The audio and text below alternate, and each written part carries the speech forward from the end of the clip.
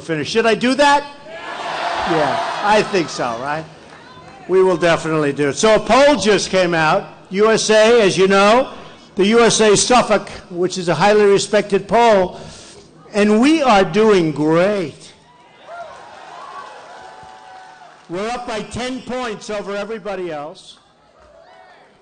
And it's just incredible. And I think we might even be even better than that. But who knows, right?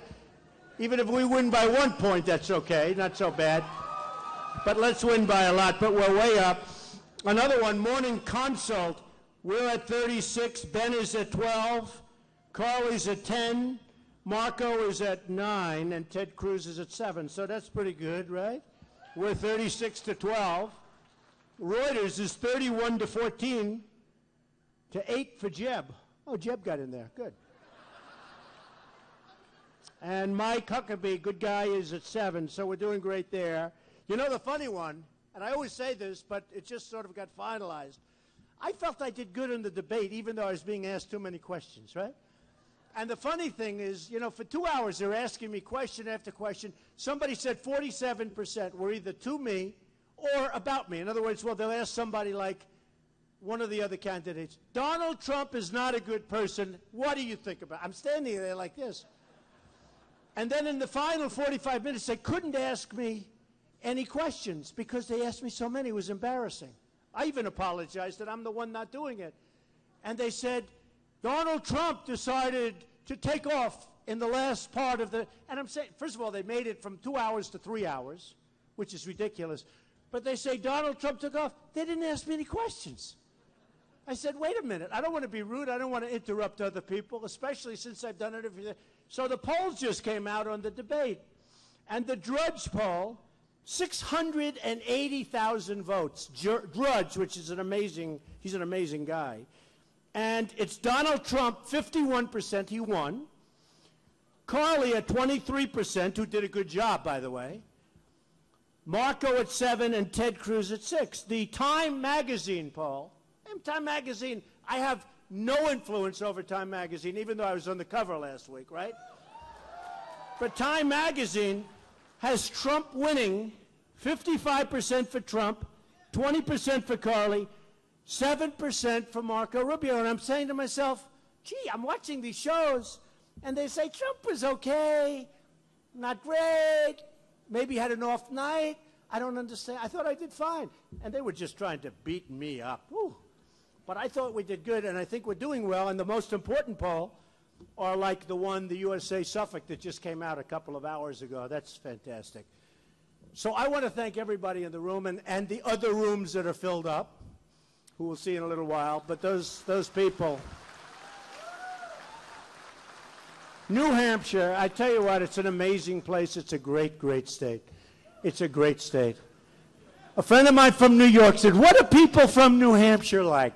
Can you believe these questions I get? I'm being honest. What are they like? I said, I'll tell you what they're like. They're just amazing people. They love the country. They love to work like me. I love the country. I love to work. We're all in the same boat. And we're going to straighten it out. We're going to make America great again. That I can tell you. We're going to make it great again. You know, a thing came out. I was going to save it for a little bit later. But, you know, we made that horrible Iran deal. And I just wrote this down. I was watching one of the networks, and they said, we should have had the prisoners released, right? I mean, as part of the deal. In fact, we should have made a deal on knocking the hell out of ISIS in Syria as part of the deal. There are 100 things that we should have gotten. We're giving them $150 billion. We got nothing except defeat, because we don't win anymore as a country. We're going to win so much. We don't win anymore as a country. It's really embarrassing. So I actually tweeted this before. Do you believe this? Iran wants to trade our 3 prisoners. By the way, we have 4 prisoners. They're only talking about 3. The 4th, they're not even talking about. So they want to trade our 3 prisoners for 19 prisoners held by the United States and many other things. I mean, how stupid are we? How stupid are we? And it's just going to change. It's going to change. It's just going to change. So embarrassing. Bergdahl. We get Bergdahl. They get 5 killers that they wanted so badly. You remember Bergdahl? He left. He deserted. And we had 5 and probably 6 people killed going after him. And the other day I read for the first time, well, he wasn't feeling well. He may not be psychological. Who the hell cares?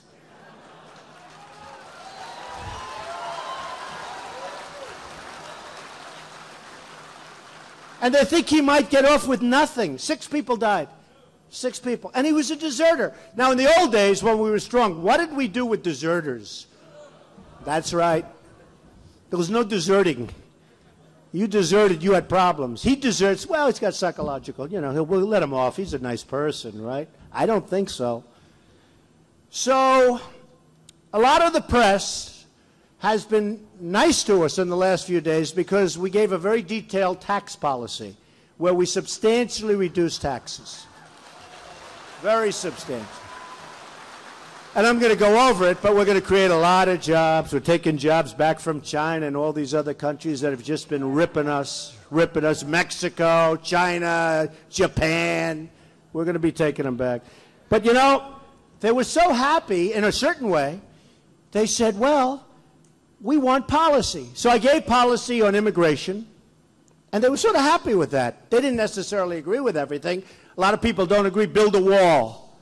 They say, you can't build a wall. How can you build a wall? It's going to be too expensive. Our trade deficit with Mexico is $45 billion a year. Don't forget, I said Mexico. I love Mexico. I love the Mexican people. I have thousands and thousands of Mexican people that have worked with me over the years. Thousands. I have a great relationship. But their leaders, and I say it all the time, are too smart for our leaders, too cunning, too sharp.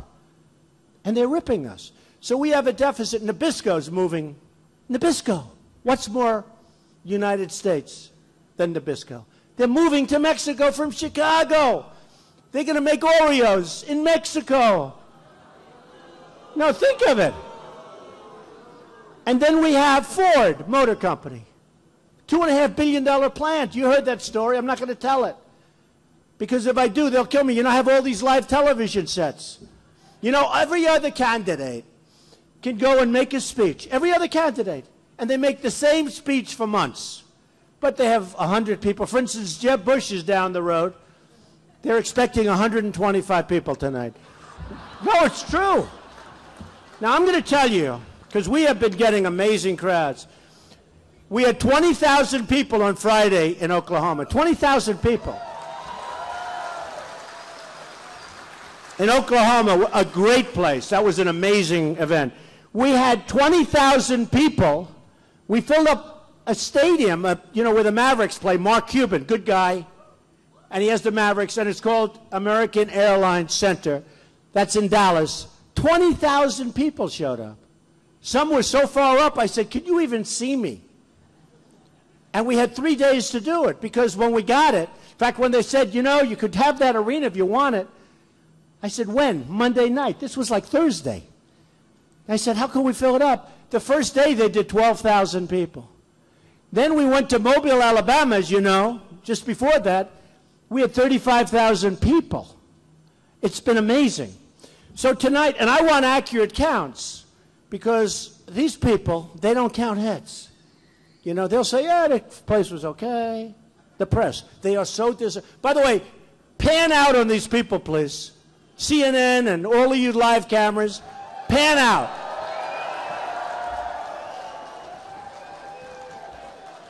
Because you know what they do? They have the camera, live television, on my face, the entire amount. My wife goes, I go home. Were there any people there tonight, darling? They don't see. They never show the crowds. They never show. They don't want to. They don't want to. And this room, we have another room just as big, CNN and all the people. But, you know, it's so important. So the fire marshal, the only reason, because we have a lot of people can't even get in. 3,564. That's what we have, exactly. And we love the fire marshals, but the fire marshal actually, right over here, the fire marshal said you can't have them in the aisles. No, it is a one-story building. If there's a problem, we get out of here. So I'll be the first one out the door, believe me. But they don't want to have. So anyway, we have 3,564 people. We have closed circuit. It's amazing. It's great. And it's always like this, by the way. It's always like this. We did have one event so beautiful in South Carolina. I was called by a friend of mine who's African-American, a great guy. The South Carolina African-American Chamber of Commerce. He wrote the most beautiful letter tonight. I said I was going to read it to you. He put it in one of the papers. It was in one of the papers today. And there was a last-minute thing that said, would you speak? And I liked it. I'm speaking to the African-American Chamber of Commerce, South Carolina. I went, and actually, they didn't come from the back. They just formed in the front. It was beautiful. And they said it was the biggest crowd, the best crowd they've ever had. It was such a beautiful day. It was a lunch. And it was wonderful. And the cameras, because they were all up front, the cameras showed chairs in the back that were empty. Like, oh, Trump's lost it. Is Trump losing? And I just walked in and did him a favor. And these people were so angry at the way they were treated. African-American people that do such a great job. And you have to see the letter. Anybody wants it, we have them, because it was such a beautiful letter and so unfair the way they were treated and the event was treated. And that's why when I go to things like this, I like to have the press see what's going on, because there is a movement going on. This is more than like, oh, gee whiz, people show up. When Bush has 125 people, and when Rubio comes in and you have 12 people, it's true. And when all of the other ones, I don't want to say about everybody, because some of them I really like, but nobody has crowds like us. Nobody. Including Bernie, who does pretty well. No, nobody. And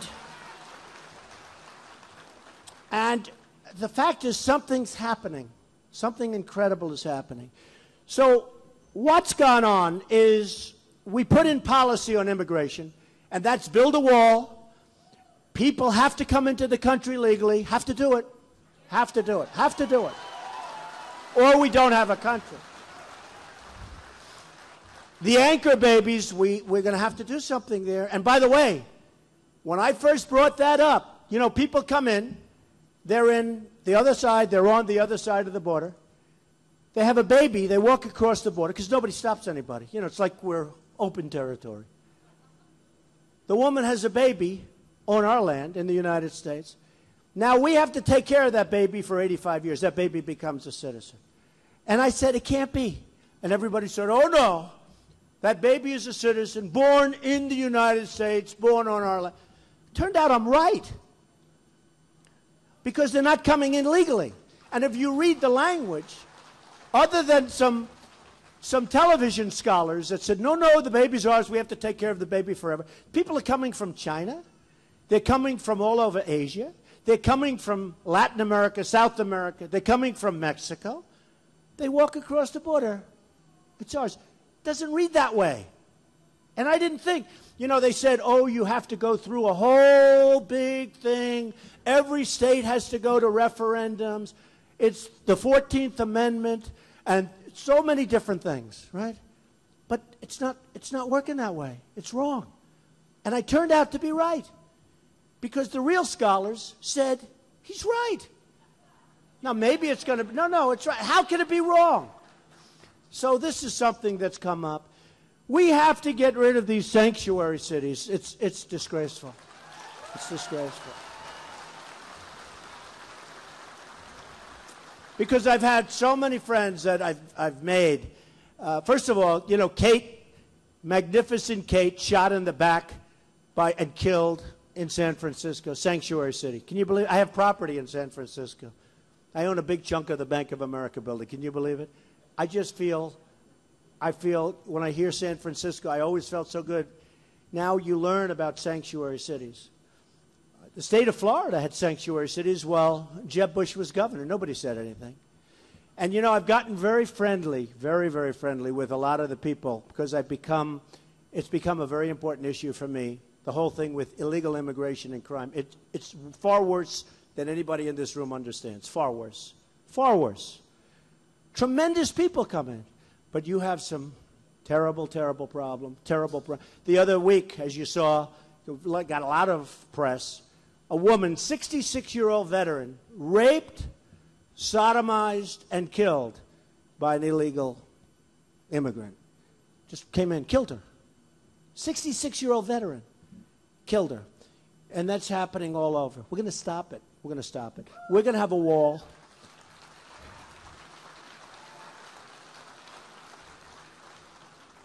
And I'm really good at walls, believe me. What I do great.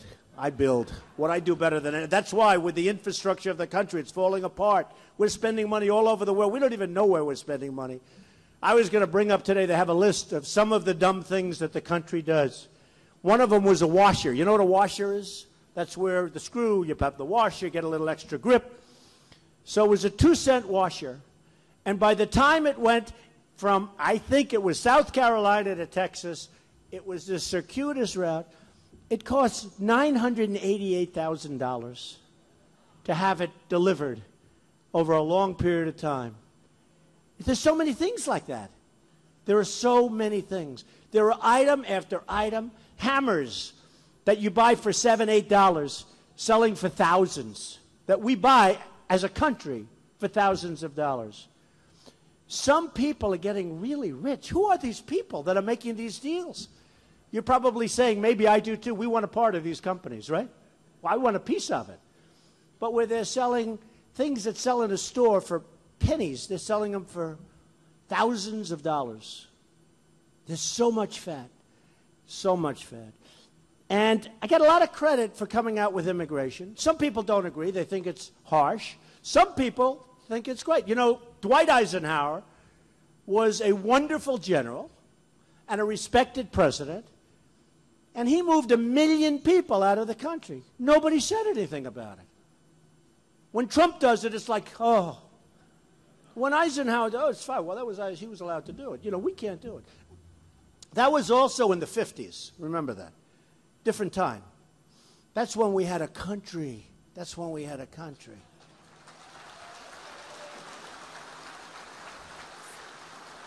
That's when we had borders. You know, without borders, you don't have a country, essentially. We don't have a country. Without borders, you just don't have it. But Dwight Eisenhower, there's big reports. And they used to take them out and put them on the other side of the border. Say, you have to stay here. And they'd come right back. And they do it again and do it again. And then they said, wait a minute, this doesn't work. And they took them out and moved them all the way south. All the way. And they never came back again. Because it was too far. Amazing. And I'm not saying this in a joking way. I'm saying this is what happened. It wasn't working. They were coming right back. And then they literally moved them all the way. And I have to tell you, a lot of the politicians, they never came back because it's too far. They would put them on boats and all the way down south. And that was it. But then a lot of things happened. And a lot of changes took place. And now we've become so politically correct as a country that we can't even walk. We can't think properly. We can't do anything. Every time you say something, oh, that was not politically correct. It wasn't politically correct. Nobody respects women more than I do, will tell you. And that's true. And I will do more. Thank you. It's true. My mother was the greatest person there was. But nobody respects women more than I do. And 2 weeks ago, I was making a speech. I said, I respect women. I cherish women. I do. I cherish women. And Hillary said, we don't want to be cherished. We want to be respected. I said that. Yeah. I think you want to be cherished, too. It's better than respect. It's everything. You want to be respected. You want to be loved. You want to be cherished. You want to be everything. I think. Am I right, women, or wrong? I mean, you know. And nobody cares more than I do. And I will tell you, women's health issues, where Jeb Bush recently said that he's not going to fund them. Then he said he misspoke. The word is misspoke. He misspoke. Can't misspeak. I mean, that's going to be so vital and so important. And we're going to take care of our women, but we're going to take care of our vets. We're going to take care of we're going to really take care of people. Because I know how to do it. We're going to bring jobs back into the country. We're going to become a rich country again. We're a poor country. We're a poor country. We're a debtor nation. We owe now $19 trillion. For a few months I've been saying 18. Now it's up to 19. We owe China $1.5 trillion. Think of it. They take our jobs, they take our base, they take our money, and we owe them $1.5 trillion. How does that work? That's like a magic act. We owe Japan the exact same amount, $1.5 trillion. We owe them. They send millions of cars here. We pay for the cars. No tax, no nothing. By the way, try doing business in Japan. I always say, how many Chevrolets do you think you're going to find in the middle of Tokyo? Maybe none? Do you think none? There might be none. We sell them beef, and they don't want it. Beef. And they don't want it. They send it back. The farmers don't want it. So we owe Japan $1.5 trillion. Think of it. They sell us all these cars. We owe them money on top of everything else. It's going to stop. It's going to stop so easy. It's so easy. We have to balance out. I went to my people this week, and I said, I want to know something. I want to know how much do we, in terms of balance of trade, how much are we behind the 8 ball, the U.S. trade deficit, with China, Japan, and Mexico? Well, China, it's almost $400 billion a year. $400 billion! Japan is almost $70 billion a year, and Mexico, 45. 45 billion. Then they say, oh, you can't get Mexico to pay for the wall. It's $5 billion. Believe me, I'll build bigger, better, stronger for half the price. Much less than half the price. No, much less than half the price. Because I know how to build. I know. I'll watch it myself. Oh, it's going to be so beautiful. It's going to work so well. It's going to work so well. You see the picture in the big magazine this weekend? I knew the magazine because I was on the cover. That's the only reason I read it. But they have a wall like probably 8 or 9 feet. And they have a ramp going up and another ramp going down. They have cars and trucks going over, taking drugs. So here's the deal. We get the drugs, they get the money. These trucks go right over the ramp, over the wall. Can't do that when the wall is higher than the ceiling. Or it's a long way down if they miss that ramp, I'll tell you. It's a long way. And I don't blame. If people can get away with this stuff, let them get away with it. But we're going to make our country so strong and so beautiful. We're going to do it. So then I put in something on policy with regard to the Second Amendment. I'm a big Second Amendment person. And you've all seen it.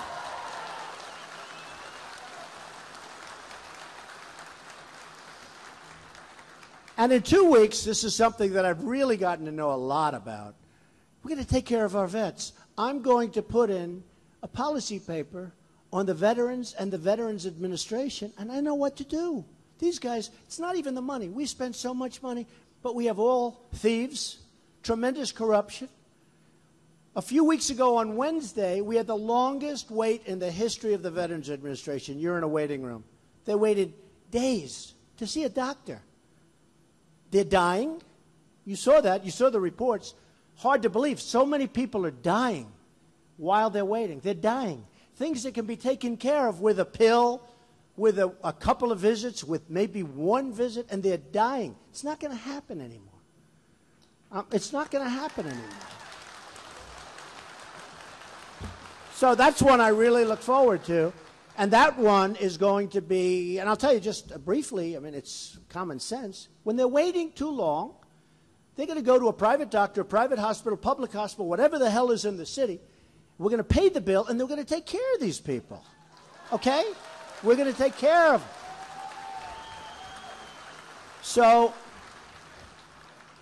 So, and that's so important to me. I mean, because some of the greatest people, I've met some of the greatest people I've met on this trail. We call it the trail. Do you believe I'm a politician? I can't believe it. I'm so embarrassed. People say, you're a politician. I say, I hope not.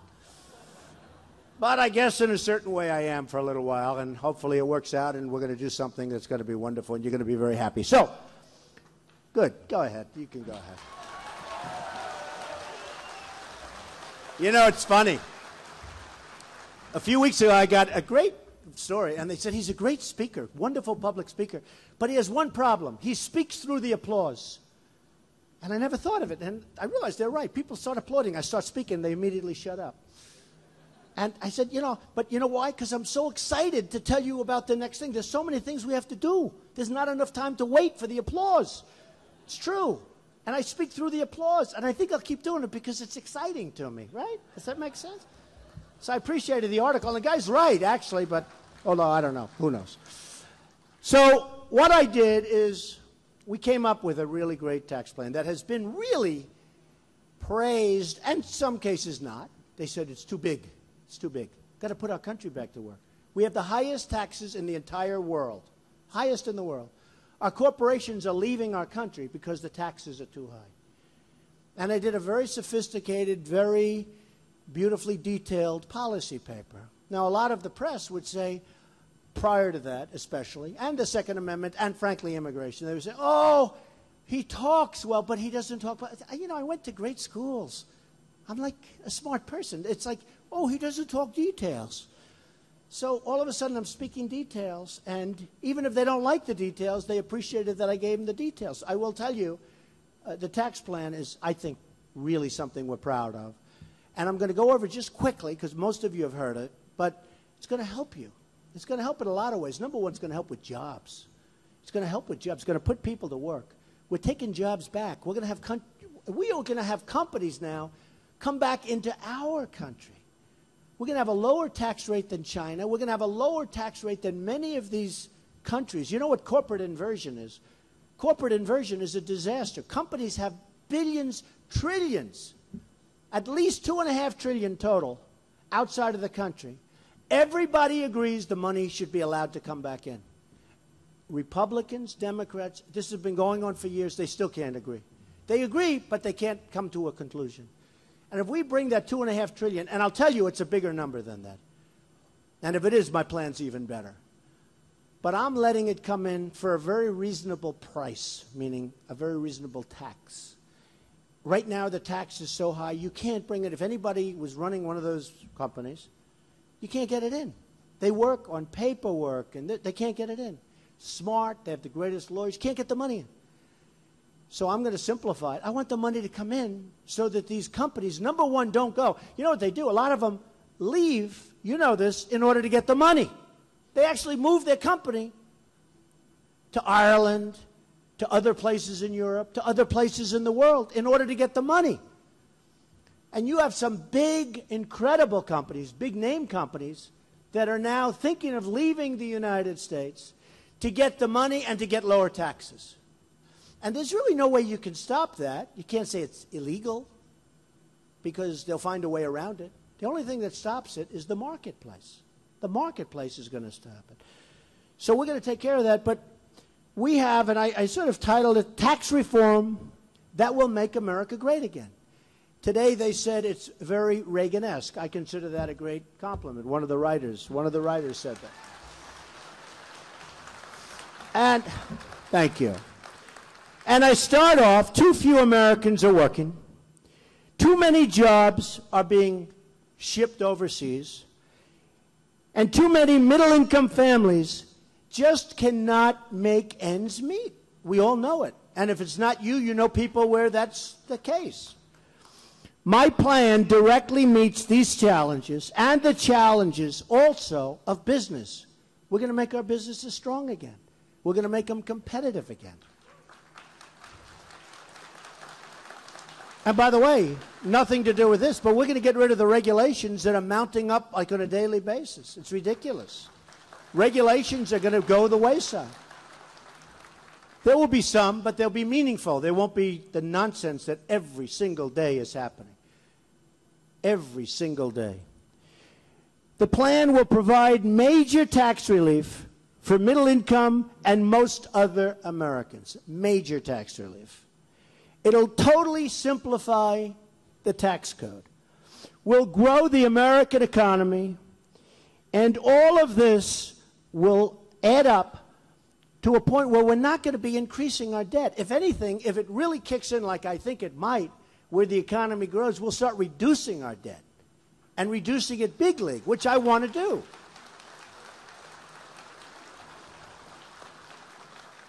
And again, I know the people I'm running against, and I know Democrats, Republicans. They can't do this, folks. I'm really good at it. Who's better at debt than I am?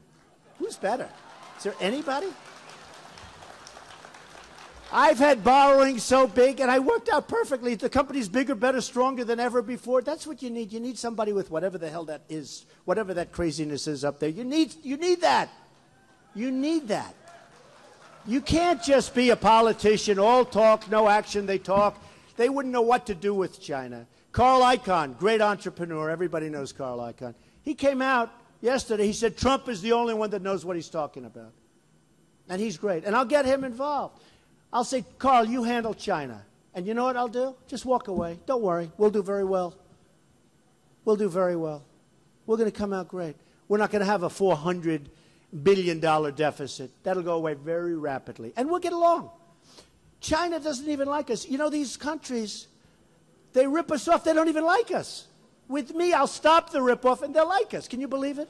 Hard to believe, but that's what will happen. So, in the plan, we're going to cut the individual rates from, and this is very important. Number one, we're cutting down from 7 brackets to 4, and the rates are going from 25 to 20 to 10 and to 0. When somebody's not making enough to live, what's the purpose of them doing lengthy returns, going to get help from H&R Block, who we intend to put out of business because it's so ridiculous. So ridiculous. In order to pay us more, I mean, these people need help. They're not doing well. So what's the purpose? Plus, the bookkeeping, it'll be a tremendous percentage. But, and some are not paying now anyway, but they have to go through this process. It's brutal. So we're going to simplify, but think of it. 25%, 20%, and 10%. And that's a major reduction. Now, some people say it's too big a reduction. Some of the great geniuses that haven't made $1 in their life, not $1, they haven't created one job. Well, I think it's too much. The only dollars they get is from their mouth. Then, if you're single and earn less than $25,000, or married and jointly earn less than $50,000, you will not pay any income tax. Okay? You won't, if that's the way it is. What's the purpose? What is the purpose? We eliminate the marriage penalty, which is a killer for so many people. A killer. What's the purpose of that? And by the way, everyone agrees and they can't get it done. We eliminate the AMT, which is the alternative minimum tax. We eliminate it. We end the death tax. It's a double taxation. It's a double taxation. I mean, a lot of you, as an example, in New Hampshire, you have a store, you have a little building, you have you leave it to your kids. The kids get a tax bill where they have to pay 35 and even 50% in estate taxes. Now they mortgage up the business. The bank ends up taking it over because they have to pay the estate taxes. And you've been paying taxes all the while. It's double taxation, and it has to end. So many businesses have been destroyed by the death tax, or the estate tax, as people like to call it. But so many businesses. So it's very important. Our plan reduces and or totally eliminates most of the deductions and loopholes available to special interests, who, by the way, are supporting Bush and Rubio, and most of them, and Hillary, big league Hillary, big league Bush. You know, Bush is going to spend $100 million on ads. That money comes from friends of mine. They're friends. I know some are enemies. Some of them I don't like at all. Actually, many of them I don't like. But when you see an ad, every time you see an ad from Rubio or Bush or Hillary, remember that money's coming from special interests and lobbyists. And when they want something done in a year from now, 2 years from now, if they ever get in, be sad. Won't that be sad? If Trump doesn't make it, won't that be a terrible thing? But when that money gets spent on, you know, millions, 25 million, Jeb today put in an order, I hear, 25 million for ads. Well, what do you do when you're weak on immigration and you're in favor of Common Core? How do you solve that problem with ads? I don't think you solve it. Rubio, the same thing. He's very, very, very weak on immigration. A member of the Gang of Eight, totally weak on immigration. How do you solve a problem when you say people can just pour in? Made a speech not so long ago in Spanish saying he wants to open up the borders, essentially. He didn't want you people hearing it, so he made the speech in Spanish. No, it's true. But he's very weak on illegal immigration. And I don't think, I'm not sure, I may be wrong, but whether you're Rubio or Bush, I have to tell you one story. Do you mind? So Bush is the mentor of Rubio. And everybody said, this is politics at its lowest and worst. I can't stand these politicians, right? So Bush is the mentor. And he goes out, and he says, yes, and he pushed, and everybody said Rubio will never run because it would be disrespectful to his mentor. And I understand that. It's called loyalty, right? I mean, that's sort of nice. Hello, folks. How are you? That's sort of nice, right? You know, you're loyal. I believe in that. So everyone said Rubio will never run. The great genius pundits, they're on Fox and CNN and MS, and they're all there. And, oh, no, he'll never run. He runs. They're all wrong. Very disloyal. It was disloyal. Very young. He runs. And they ask Bush, what do you think of Rubio? Rubio comes out and he's talking about Bush and, you know. What do you think of Rubio? He's my dear friend. He's so wonderful. I love him so much. Then they ask Rubio, who's running against Bush? And he, you know, probably shouldn't be from a loyalty standpoint. The veterans know what I mean about loyalty, right? Right? Right? So they ask Rubio, what do you think of Bush? Oh, he's my dear friend. Wonderful, just one. They hate each other. They hate. Trust me, I know. They hate so much. They hate more than anybody in this room hates their neighbor. But it's political bullshit. Do you understand? It's true. It's true.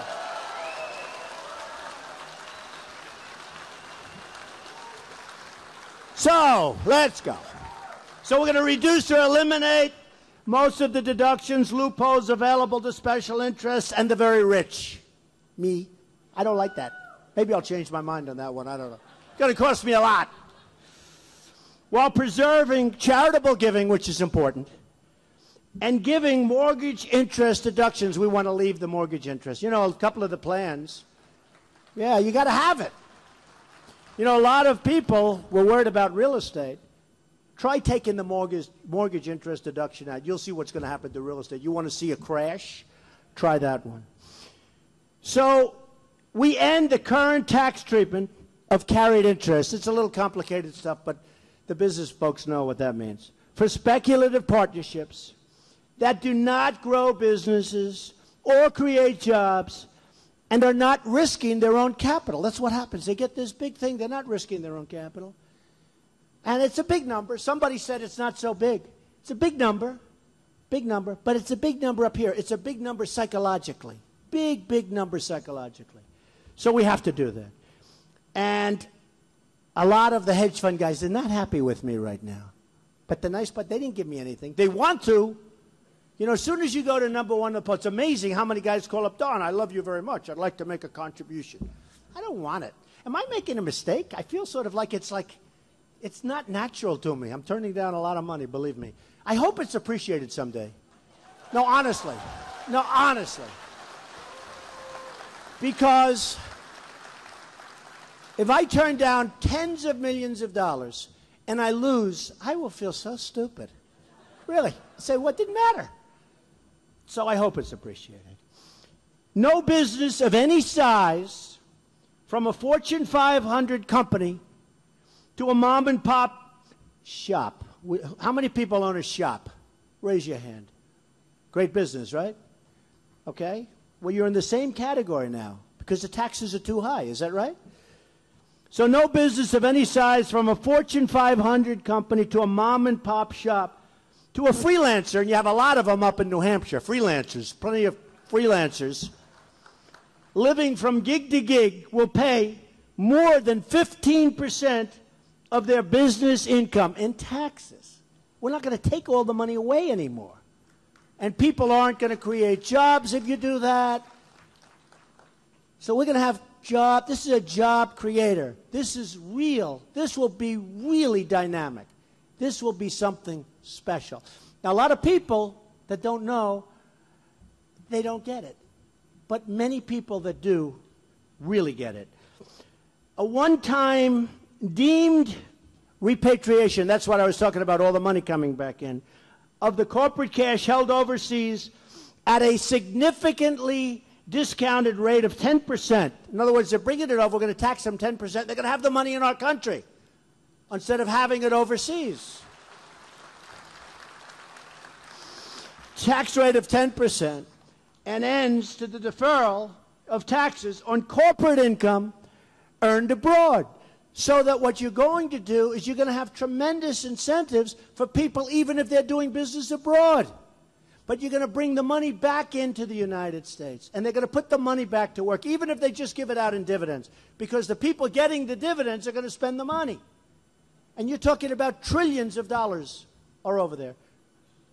Trillions of dollars. And believe me, mark my words, I told you before, they say it's 2.5 trillion. I say it's much more than that. Nobody even knows. So corporate inversion, we're going to stop, and we're going to have companies not leave. In the old days, people would leave New York, and they'd go to Florida. Or they'd leave New Jersey, they'd go to Texas, where the taxes are lower. Now, they leave the United States, and they go to Ireland, and they go to other countries where they have lower tax rates, and other things. But with what I'm doing, they're not going to be leaving anymore. And we don't have to say, boom, you're staying. They're not going to leave anymore. So it really works. What we want to do now is reduce or eliminate many of the business loopholes because we're lowering the taxes so much that we can get rid of these tremendously complicated loopholes.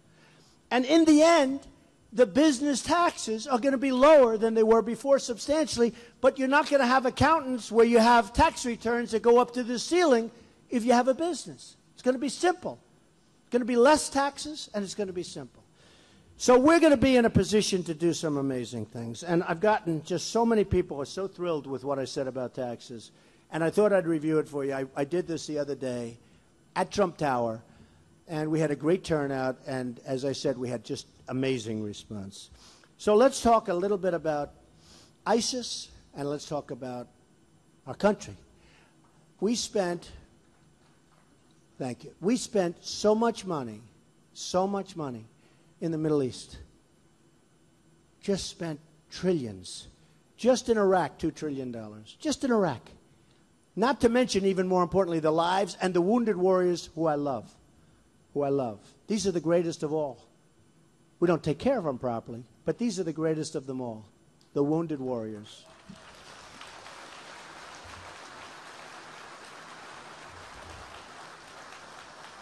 So we have a president who doesn't know what he's doing. We have a president who looked like, remember he said they were the JV, that ISIS was the JV?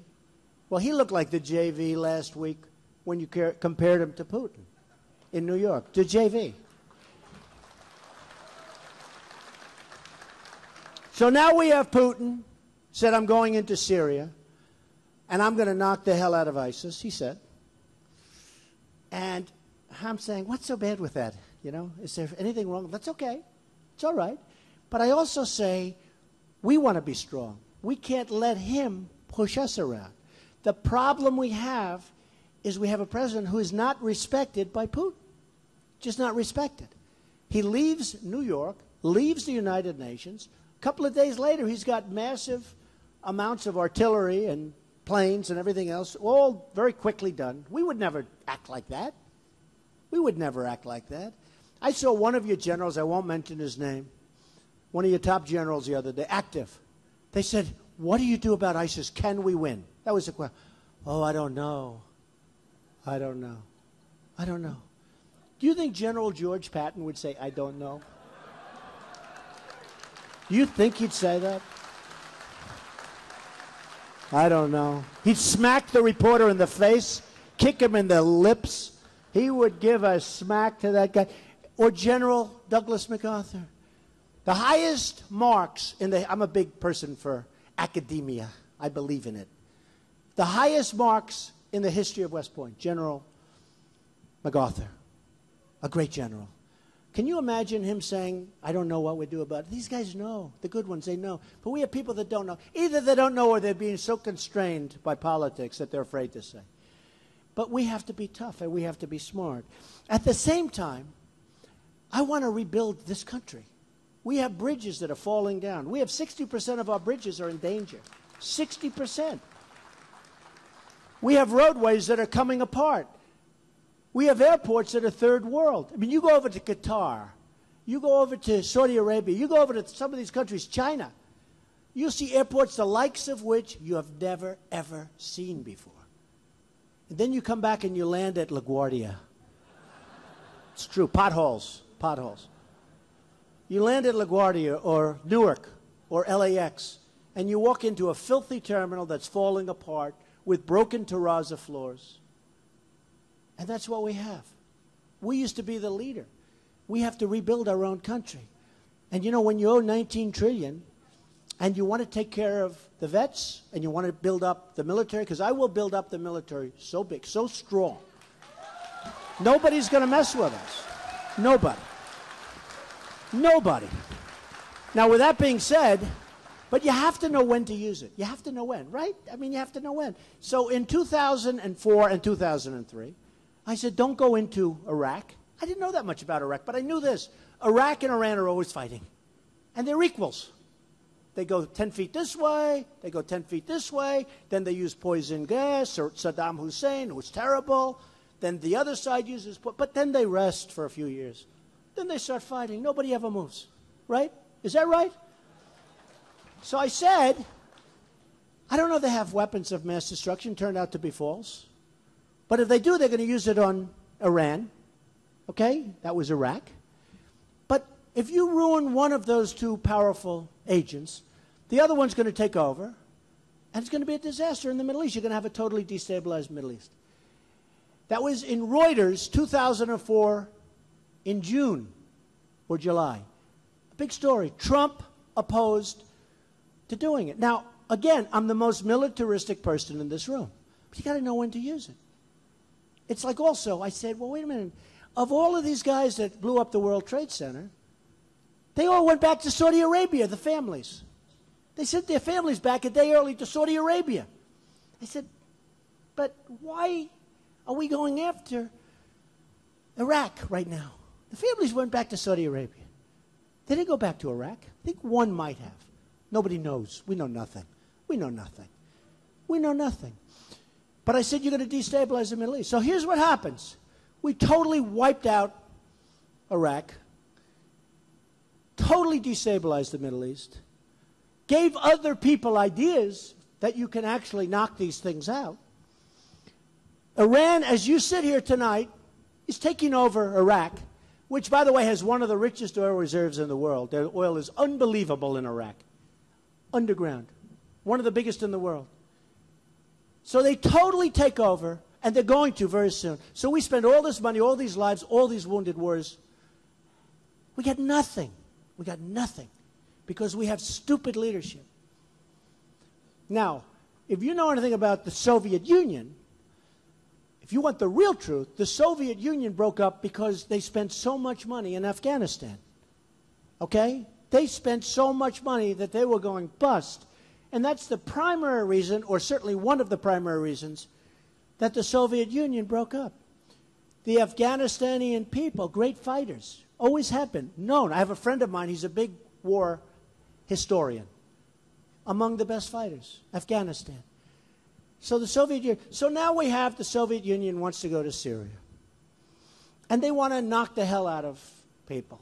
And we're fighting Assad, because Assad's our enemy, and we're fighting Syria. Now, Syria wants to fight Assad. Think of this. Just put it together. You know, a lot of people, I get a little credit. They say, oh, that's not really nice what he said.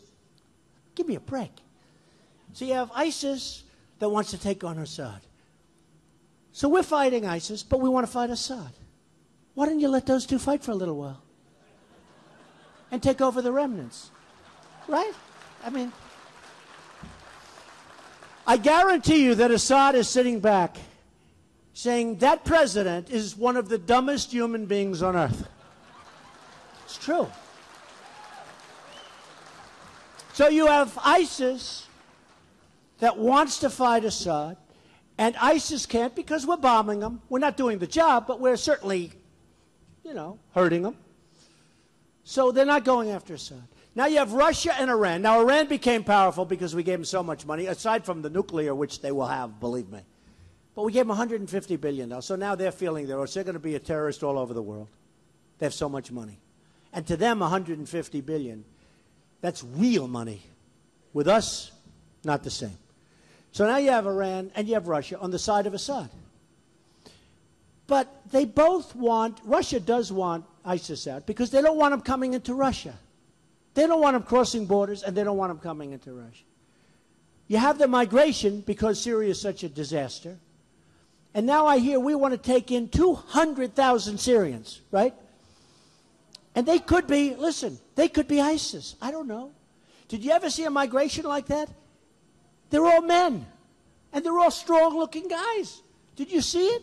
They're walking, and there's so many men. There aren't that many women. And I'm saying to myself, why aren't they fighting to save Syria? Why are they migrating all over Europe? Seriously. So now you have this guy, Secretary Kerry, maybe the worst negotiator. I think he will go down as a worse Secretary of State than Hillary Clinton because of the deal. And she was terrible, but I think he's going to go down as worse because of this deal. So now you have him saying, we're going to take in maybe, I mean, the number I'm hearing, it's inconceivable. You know, it started off with 10,000. The other day I heard 200,000. We're going to take in 200,000 Syrians or wherever they come from. We have no idea. There's no identification. There's no anything.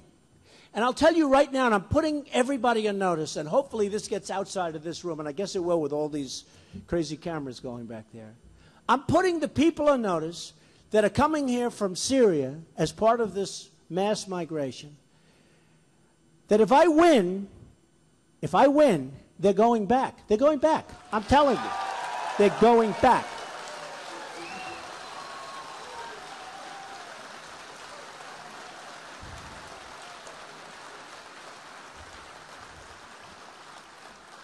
Because, you know, military tactics are very interesting. This could be one of the great tactical ploys of all time. A 200,000-man army, maybe. Or if you said 50,000 or 80,000 or 100,000, we got problems. And that could be possible. I don't know that it is, but it could be possible. So they're going back. They're going back. I'm just telling them. So if they come, that's great. And if I lose, I guess they're staying. But if I win, they're going back. And I know a lot of people would say, oh, that's not nice. We can't afford to be nice. We're taking care of the whole world. We're losing our shirts on everything we do. Everything we do.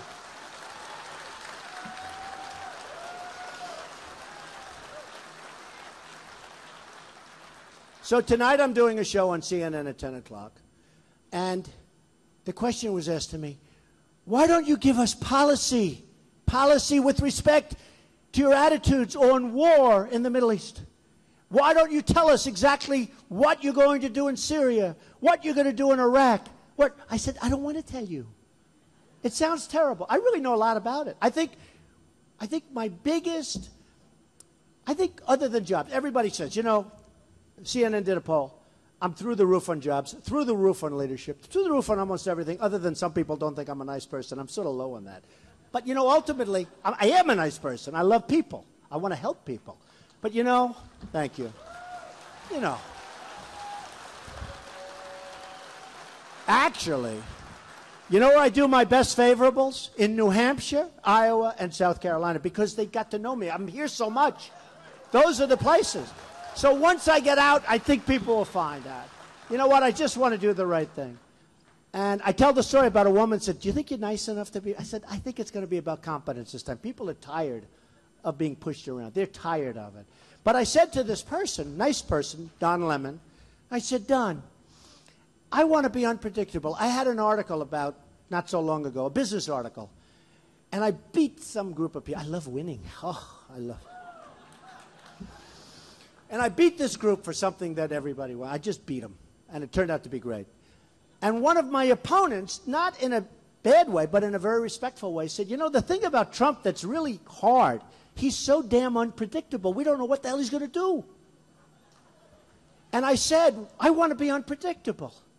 I want to be. So when they ask me, and so does Patton, and so does MacArthur, and so does anybody that's smart. So when they ask me about, like, what do I want to do with Syria? I know what I want to do. Believe me, you're going to be happy. But I don't want to tell. I don't want them to say, oh, well, Trump's going to do this, so we'll do this. I want to be unpredictable. So important. It's so important. I mean, it just, we have to do it. Does everybody agree with me? And maybe if you're unpredictable, the stupid people are going to say, oh, well, he doesn't know that much. You know, hey, when Obama said, we're leaving Iraq on a certain date. Now, you understand, these Iraq soldiers, that comprised ISIS. These were guys that formed ISIS. These are tough cookies. They didn't like us, and they didn't really want to fight for Iraq because Iraq is a corrupt government, you know. Remember when they were handing $50 million of cash? Cash! They were going through Afghanistan, paying off. I want to know who are the soldiers that are carrying cash of $50 million. Cash! How stupid are we? I wouldn't be surprised. Those soldiers, I wouldn't be that surprised if the cash didn't get there. I have to be honest. But remember when Obama was saying, we will leave. We are leaving Iraq as of a certain date. Now, the opponents said, wow, that's great. What do we have to fight anymore for? Let's just wait a year and a half. That's what happened. And then as soon as we left, they knocked the shit out of everybody. Right? They just knocked the hell out of everybody. Obama, this great president of ours, we will leave. Remember, he gave a certain date. A date certain. We will be out. And these tough guys, these are tough fighters, especially when they have something they want to fight for. They didn't want to fight for a corrupt government, but he gave a certain date. So I want to be unpredictable, okay? I would never have given a date. I might have said, we're going to stay there for 20 years, we're going to stay there for eternity. And these other guys would say, oh, man, we give up. It's just, we just can't do this. No, honestly, they would have said it. We were doing fine. I mean, look, we shouldn't have been there, but we were doing okay toward the end, and then we took everybody out. But instead, if you would have said, no, no, we're going to be there forever, and I didn't want to go in, but I would have said, no, we're never leaving. We're never leaving. They would have said, okay, this guy's crazy. We're out of here. Don't we want that as a think, right? So I love the people of New Hampshire. I love you.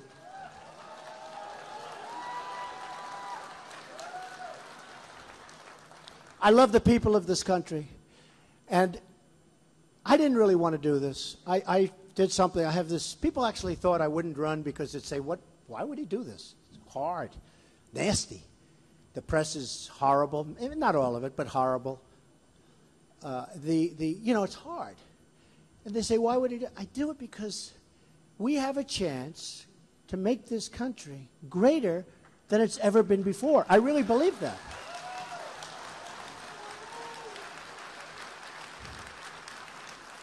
And if I didn't believe that, I wouldn't do it. I wouldn't do it. The one thing I will warn you about, I don't think we can go on like this much longer. I really don't.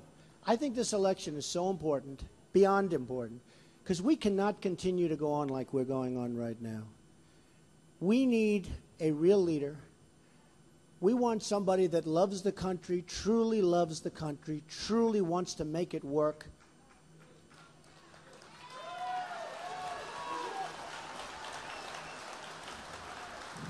And I can promise you this.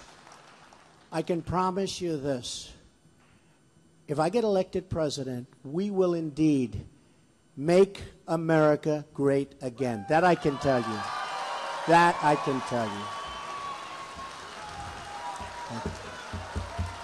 Thank you. Thank you. Thank you, everybody. Thank you very much, everybody. We love you all. Thank you. Thank you.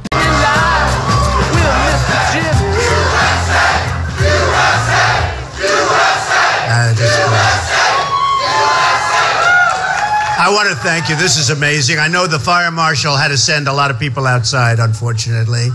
Don't worry, you're safe. But a lot of people are not so happy right now. They're standing. Hundreds of people are outside. That means you have prime real estate, right? Right? You know, I just saw backstage, there's a man that I have great respect for, Dan Gable. We all love Dan Gable. And I mean, I watched his whole career, and I used to wrestle a little bit. I wasn't too good at it. And I tell you what, I watched his whole career, and he was just amazing. Years and years without being defeated, and Olympic gold medal, and one of the truly great guys. And I just said, Dan, come down. At least we have to introduce him. Where's Dan Gable? Come on up.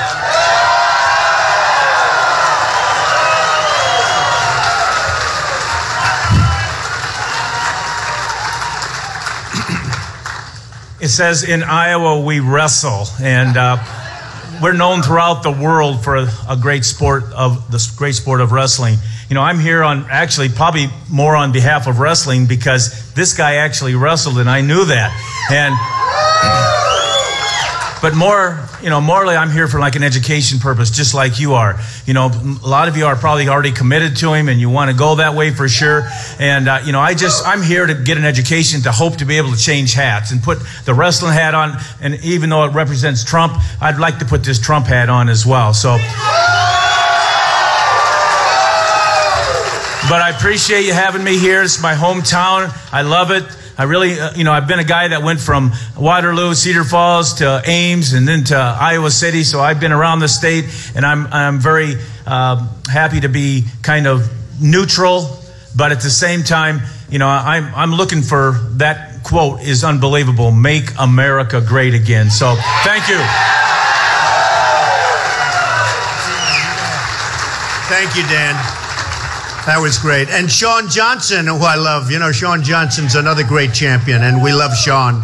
And just have a great feeling for Sean. So we're going to see her one of these days very soon. She wants to come around. So, ladies and gentlemen, I really, you know, here we are at the middle of the day, and people are working, and a lot of people aren't working in this country, however, but people are working here. And, you know, we had some tremendous news, and somebody said, oh, you mentioned the polls a lot. And when you're number one, you mention them a lot. And the reason other people don't mention, because nobody's number one. We're number one, you know.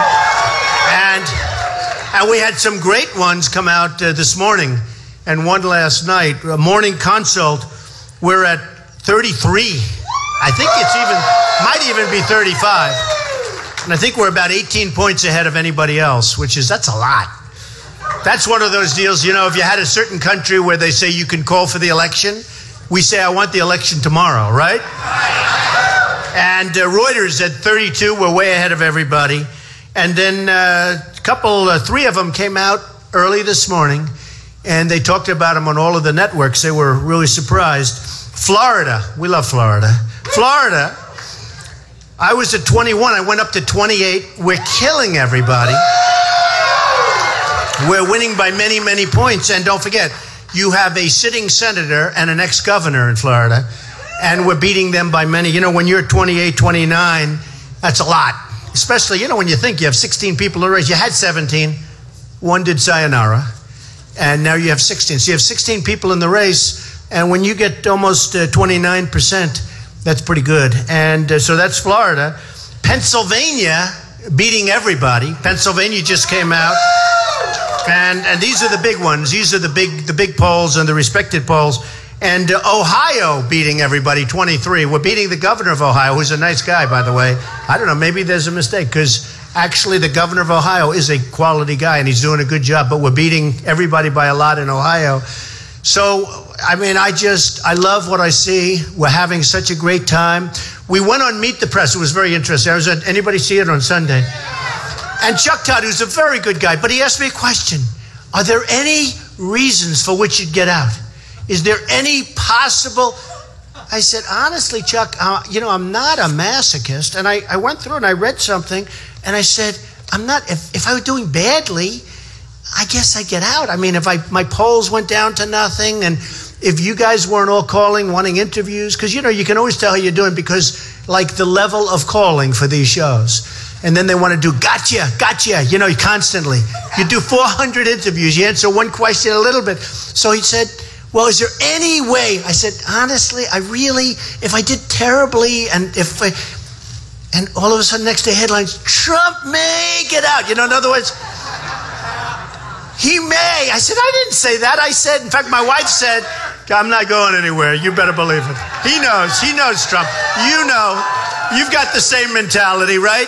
We're not going anywhere. But, you know, I watched the politicians. They're at 1. I watched one of the politicians the other day. He's at 1. No chance. In fact, I think he's going down to 0. Would you get out? Absolutely not. We're in it to the end. Now, you know he's going to cancel out next week. But honestly, that's called politico speak. When you do that and when you talk that way, it's really easier because there's no story. So if he would have said, well, I'm thinking about it, I'm not doing well, you know, of course, nobody would have written that story anyway because nobody cares.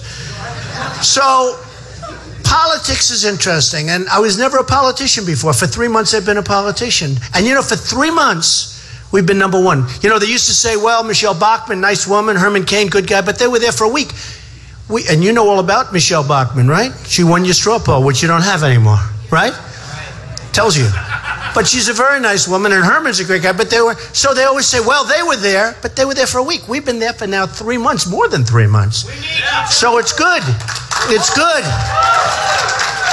But we talk about political speak, and I went through this process because to me, it's very interesting. Politicians are all talk, no action. They don't get it done. And by the way, I am funding, as Sam told you, I'm funding my own campaign. I'm putting a fortune. I'm spending a lot of money. Not as much as I thought, because frankly, I'm getting so much publicity, I don't have to advertise so far, you know, right?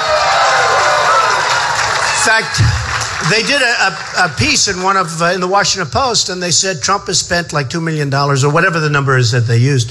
But they said it's brilliant because he's leading and he spent less than anybody. That's like Charles O. Finley. Do you remember Charles Finley?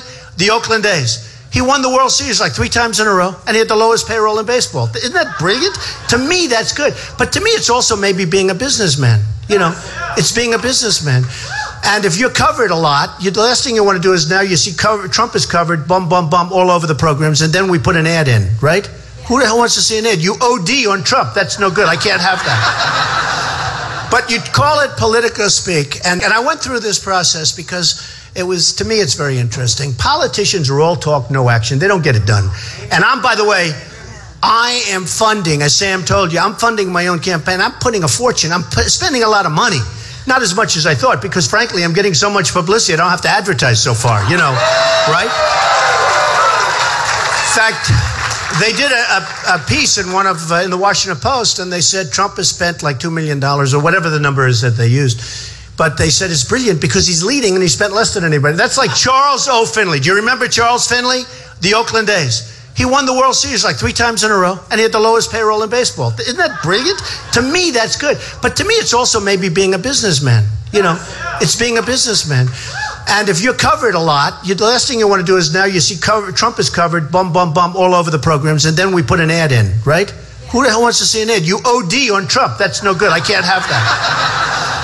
But you call it politico speak, and honestly, I know it better than anybody because I've always been the fair-haired boy when it comes to politics because I was always a contributor. So I know the system, I know it well, and I was watching Jeb Bush, and Jeb Bush announced, he's a nice person, and he announced, and he is the mentor, as you know, of Marco Rubio, who's another nice person.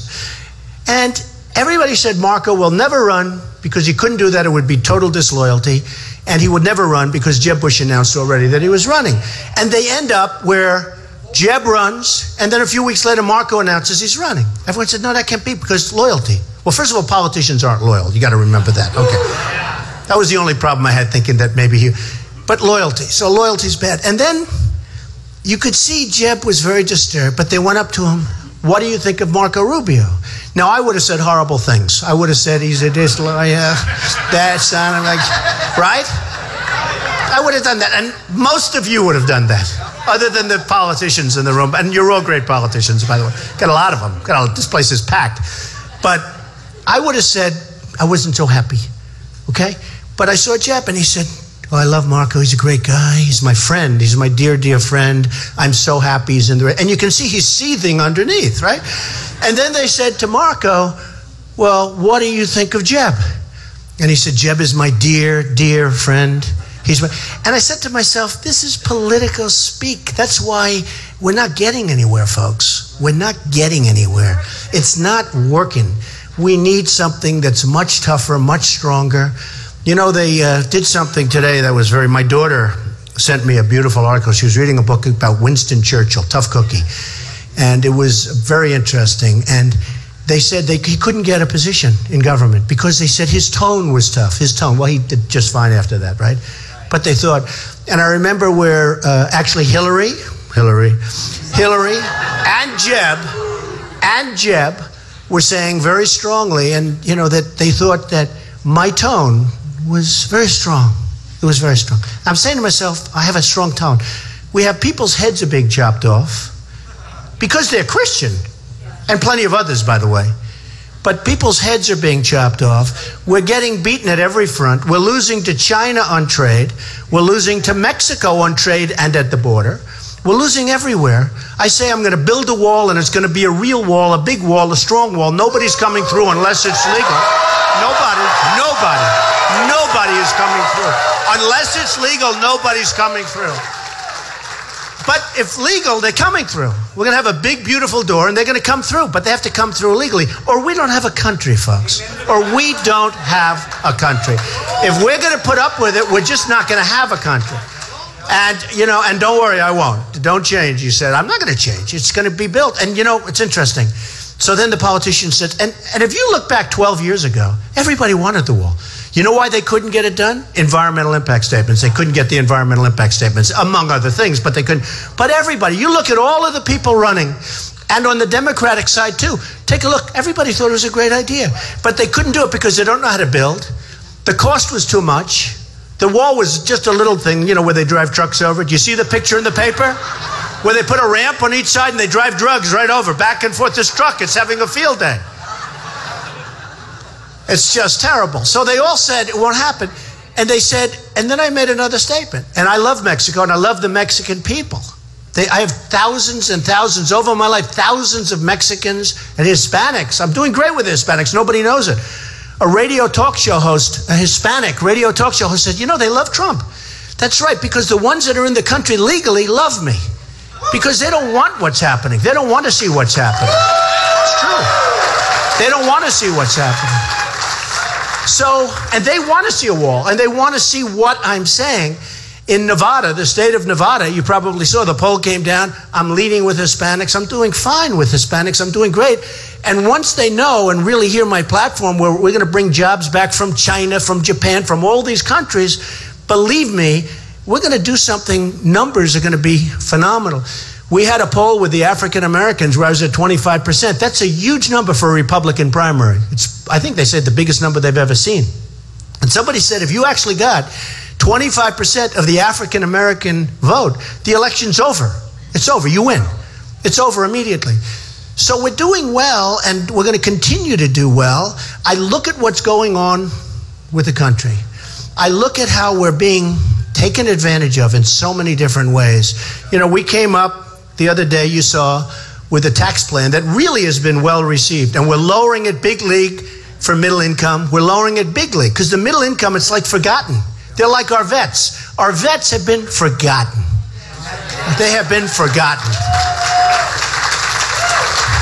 And we're going to take care of our vets. We're going to build our military bigger, better, stronger than ever before. Ever before. Ever.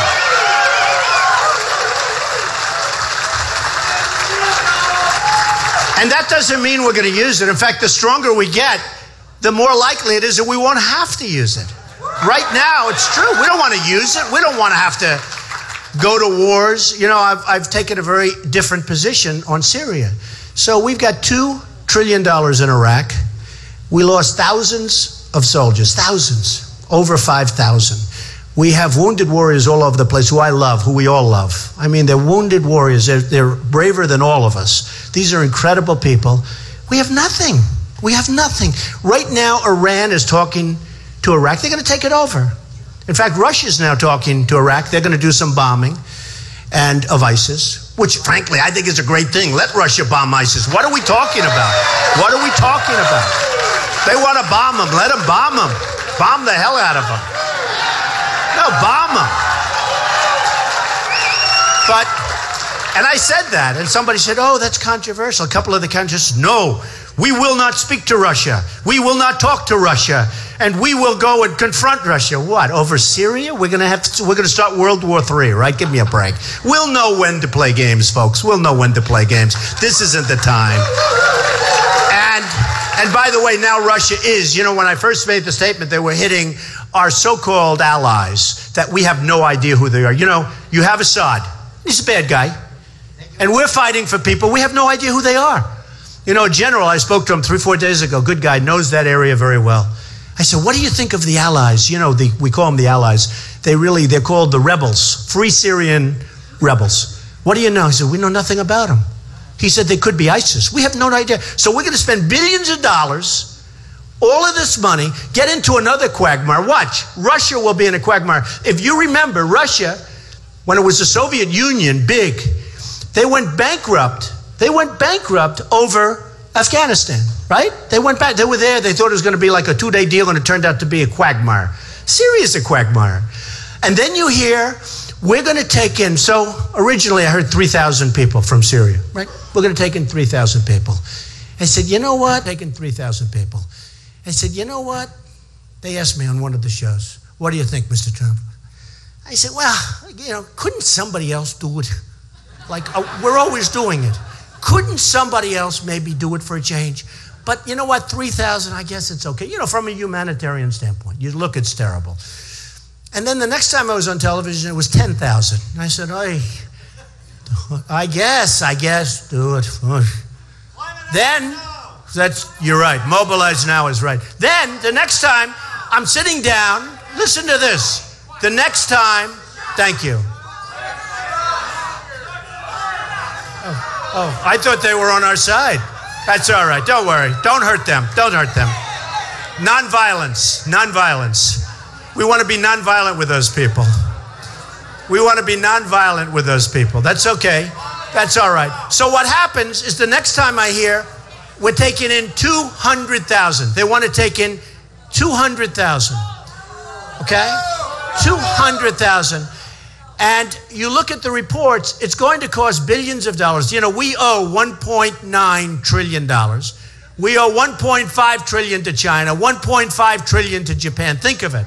We owe think of it. We owe 19. It's impossible for us to survive as a country if we keep being stupid. We're not going to have a country left. We're not going to have a country left. So, and thank you for not hurting those people. I thought it was, you really behaved well. Look at the size of this guy. You were so nice. They are so lucky you were so nice. Thank you very much. That's good. Nonviolent. Every once in a while we talk about nonviolence, right? You're surprised to hear that from Trump, aren't you? But we have now, so we have 19 trillion in debt. We have to get rid of it. We have to start at least knocking the heck out of it. And to bring these 200,000 people in, 200,000, 200, that's like an army. Maybe that's it. Because I look and I see the migration, which is sad. But then I look and I keep looking. I said to my wife the other day, I said, I don't see too many women there. I don't see that many children. I see really strong-looking men. They look like Dan Gable, okay? And even younger. But I see all these young, strong men. And I'm saying that's a strange migration because they're all men. So then I said, I wonder why they're not fighting for their country, number one. And then you see what's going on in Germany where they're having tremendous problems with what's happening with their women, with these people. And what's happening, you're reading the stories. I hate to even repeat what's going on. So now they want to talk about 200,000. I'm looking at all these men. We're going to bring them into our country. We know nothing about them. They're not documented. They can't give you papers. They don't know anything. We know nothing. This could be one of the great Trojan horses. This could make the Trojan horse look like peanuts, okay? Now, is that the case? Probably not, but the word probably is not acceptable. It's not acceptable. Probably not. It's probably not the case. But you know what? Why are we taking chances? We're going to spend billions of dollars over a 10-year period. They say it costs billions. And I actually said to one, and I've said it very strongly, because if I'm president And if I win and I become president, they are going back. They're going back. They're going back. They're going back.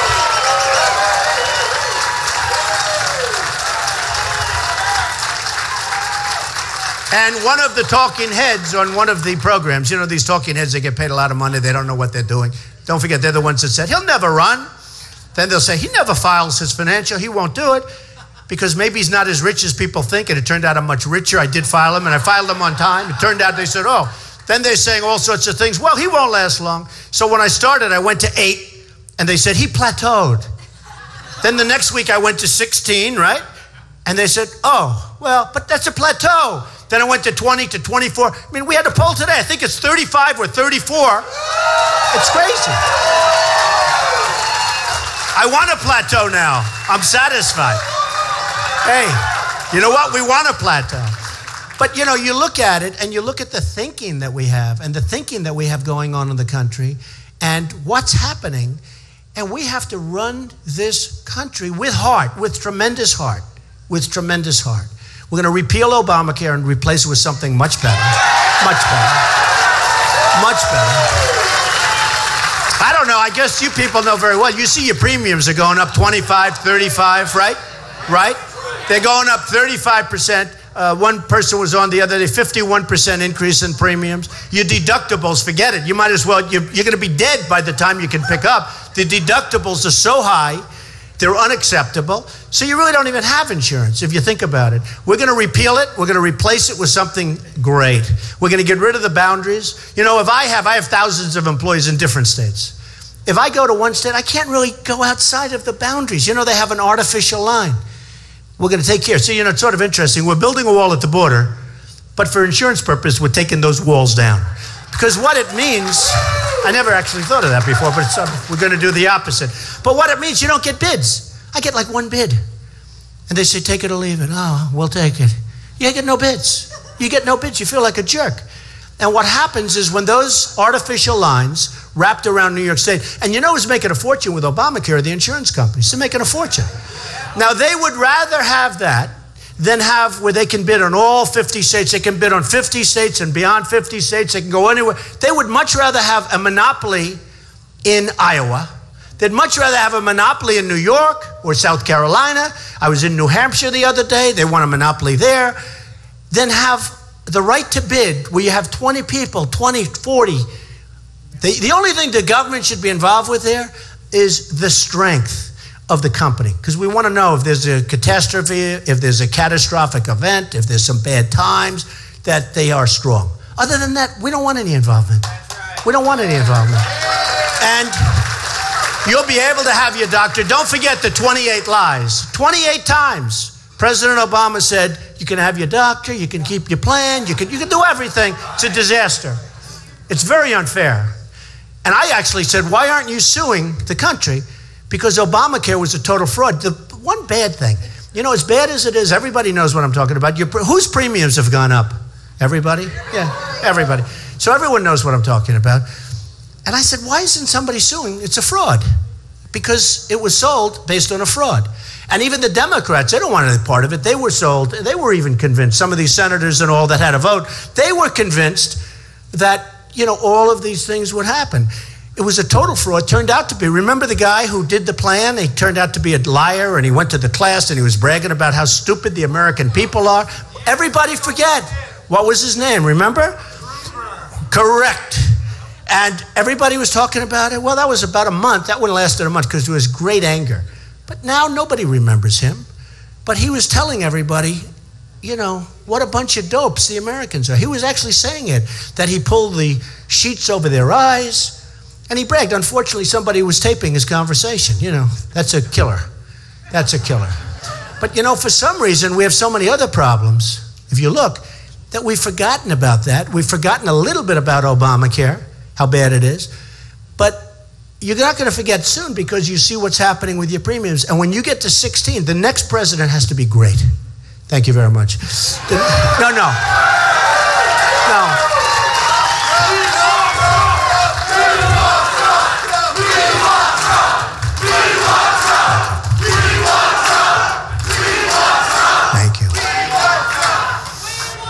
The next president has to be great because in 16, Obamacare just kicks in. You know, it's funny. They gave me a review on my speaking ability. The other day. And they gave me great marks. Really great. In fact, I said, maybe I should do this in charge and do it professionally. No, they gave me great marks. But you know what they said? His one mistake is he speaks through the applause. In other words, people are applauding and I speak through. You know why? Because I'm so excited about talking about this stuff. Because, you know, I don't want to wait for the applause. Does that make sense? And the other thing, you know, I was a good student. I went to a great school and all that stuff. But the other thing, they said, sometimes you won't complete a sentence, meaning, you know, I'll stop because I know my audience, they're smart. I don't have to, I like finish 80% and then I just want to get on to the next sentence because you know what the other 20% is going to be. I don't want to waste time. It's true. It's true. But they gave me these great marks and they said he speaks through the applause. So now what I did the other time, we had an amazing day in Tennessee last week. We had a tremendous, we always have tremendous crowds. Hey, in Dallas, we had 20,000 people in the Mavericks Arena where they play. And we had 20,000 people. Mark Cuban, he was terrific. He said, you want to use it? And we had a few days to fill it up. In Mobile, Alabama, we had 35,000 people. In Oklahoma, we had 20,000 people at a band shell. It was incredible. I mean, it was incredible. And it's fun to speak because a friend of mine last night, he said, are you at all nervous? I said, you know what, it's funny. You don't get nervous, even though I have all these live television cameras. You know, they have trucks outside. Everything's live. My speeches are always live. I'd say, why don't you let me do some non-live so I can repeat it a little bit? You know, it's tough when you're on television. You can't even repeat the same speech. But he said to me, do you ever get nervous? I said, you know, it's funny. There's such love in the room. Every room. There's such love. It's sort of like a happening experience. It's a crazy thing. You don't really get nervous. There's nothing to be nervous about. We're all on the same side.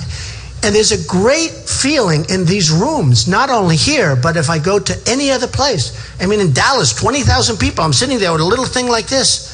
And I'm saying, it's like, there's nothing to be nervous. Everybody is going crazy. They're applauding. Because you're saying, you know, they called it the silent majority, and people hit me for that. Oh, that's not nice, because that represented something years ago having to do with Nixon, frankly, and they were saying, oh, that's not nice using the word silent majority. And I said, but, you know, it's such a descriptive term, because we do have a silent majority. But then I said to myself, it's not really silent.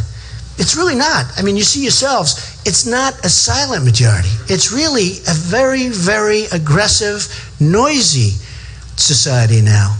It's not even a good term to use, silent majority, because it really is a society that wants results. We want to make great deals. We want smart thinking.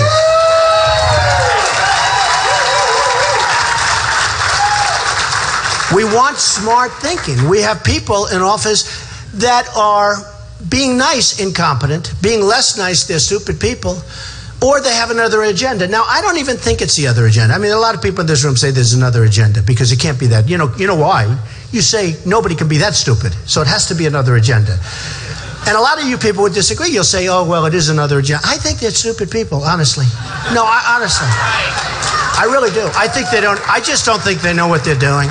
I think our leader doesn't have a clue as to what's going on. I mean, when you look, when you look at the nuclear deal with Iran, I mean, give me a break. Look at the nuclear deal with Iran. You take a look at that deal, and you say, wait a minute, they have 24 days. But remember, the 24 days doesn't start until a whole process, so it's much more than 24 days. Got to get a process, got to make all sorts of statements. So you got 24 days. Then you have another just to inspect. Okay? See, there was a case where I left the sentence off because I know everyone knows to inspect, so what do I have to say it for, right? Right? So I like my old way better because I don't have to finish that because everyone knows, right? So you have the 24 days. Now they have a new thing that just came out, and that's self-inspection. They're allowed to do self-inspection. Okay, Iran. So you have a guy saying death to America, death to America. We have people signing. We have a guy who's on a bicycle in a bicycle race, and he's our chief negotiator, breaks his leg, walks in with crutches. They say, what a jerk this guy is, with crutches. They say, what a jerk this guy is. But we give them back think of it. We give them back $150 billion. So now they're in Syria with soldiers because they have so much money. You know, 150 for them is a lot. For us, we waste that in 2 deals. No, it's true. But $150 billion, that's a lot of money.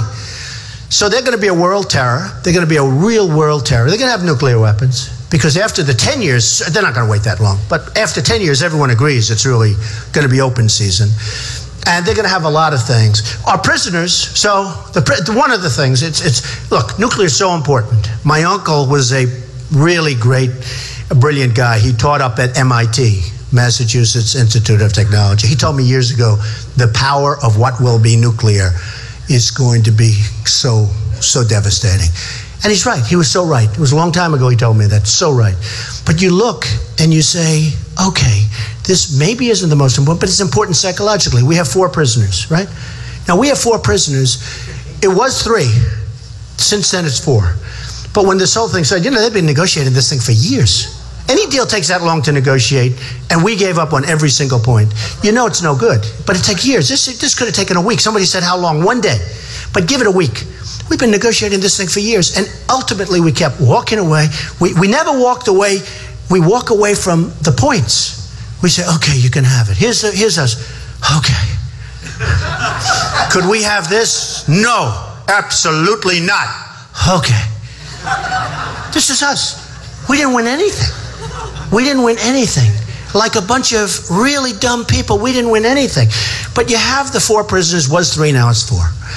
And at the beginning, not at the end, they should have said, listen, before we start the negotiation, we want our prisoners back. Not going to help you. You don't need them. We need them. We have a minister. We have a pastor. We have we have wonderful people there that shouldn't be there. In the worst prisons, they say the worst prisons, we have wonderful people. And we should have said, we want our people back. Now, Kerry said he didn't want to complicate the negotiation. Think of it.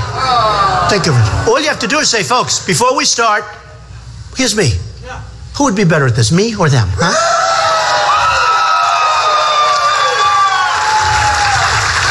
And you go, the beginning, right? I'd say, first thing, good afternoon. Maybe I wouldn't say that because it's just a waste. Honestly, it's a waste of time. You ever see these guys, they walk in, oh, it's beautiful weather. Isn't it, Donald? Beautiful out, raining. Oh, it's raining. How the Yankees doing tonight? Who cares, right? Who cares? We want to get to business. So the first thing you say is very simple. Fellas, we want, all fellas, by the way, I hate to say to the women, they haven't figured out that women are smarter than men. They haven't figured. It's going to take them another 150 years. And 150 years from now, they'll be doing it really right. But they are. The Persians, great negotiators. Great negotiators. The Iranians are great negotiators. Great. Always been known for it. I don't know. You know, why somebody would say, oh, that's not politically correct to say that. Just sort of happens, you know, it's okay. But they're great negotiators. You say at the beginning, fellas, we want our prisoners back. You got to do it. Before we start, we want our prisoners back. Now, if you had the right messenger, immediately they'll say, okay. If they didn't say okay, what you do is you get up and walk, you double up the sanctions, and they'll call you, I guarantee, probably within 24 hours, but certainly within a week or 2, and you get your prisoners back. That's the end of that, okay? But they didn't even ask for the prisoners. So now, 2 days ago, I'm reading the paper, and I see what they want. They're now willing to open negotiations. We just gave them everything and $150 billion. Now they're willing to open negotiations for our prisoners. But they want 19 prisoners that we have. And they want other things. And the statement was, we want 19 prisoners and we want many other things. Oh, how stupid are our people? It's so embarrassing. They want, I'm looking at one man, he's ready to faint up here because of this. He can't take it. Is that right? Look at him. Oh, he's got a Donald Trump shirt on. I love this guy. He says, you're fired. I love this guy. No, he's taking it. You got to see as I'm talking, he's going, oh. And he's not at all faint. He's a strong cookie. I look at him. I don't want to fight him. But it's just driving him crazy because he can't understand it. Neither can I. The incompetence of it all. So they want now, supposedly, 19 prisoners. I'm not surprised. They want 19 prisoners and other things. I'm watching 60 Minutes, and I'm watching some of the shows, and I watched their chief negotiator about a month ago. And I watched him. I said, man, he's too smart for our people. He's too smart for Kerry. He's too smart. He's too sharp. He was sharp. And they said, what do you think? Will you get along with America? He goes, well, America has got to come a long way before we agree to get along. America will come a long way and if they behave, and if they do what's right, in other words, ka-ching, ka-ching, ka-ching, I just see this guy. And I'm saying, we don't have the people, but I have the people. Oh, do I? I have Carl Icahn. You know Carl. I have the biggest, smartest guys. I have guys, I'll put them in charge of China. Carl, do me a favor. Watch over the China trade deal. I will tell you right now. Just go back to your homes, relax. We were going to do very well, okay? Very well. I have guys that are so great. I have the greatest negotiators. I know all of them. I mean, most of them. I know them from New York, from Wall Street. You know, we put political hacks in those positions. We put Carolyn Kennedy in that position. Japan, Carolyn Kennedy. I see them whining and dining on 60 Minutes. I was on 60 Minutes the other day. Anybody see me? That was the highest rated show. I was on with Putin. We looked very nicely together, right? Very nice. I was on with Putin. It was Trump and Putin. I don't know who got the ratings. One of us did, because it was the highest rated show they've had in a long time. But I watched Carolyn Kennedy, and I see that Abe, who's the boss of Japan. You know, Abe, I don't know if you know, Japan is back.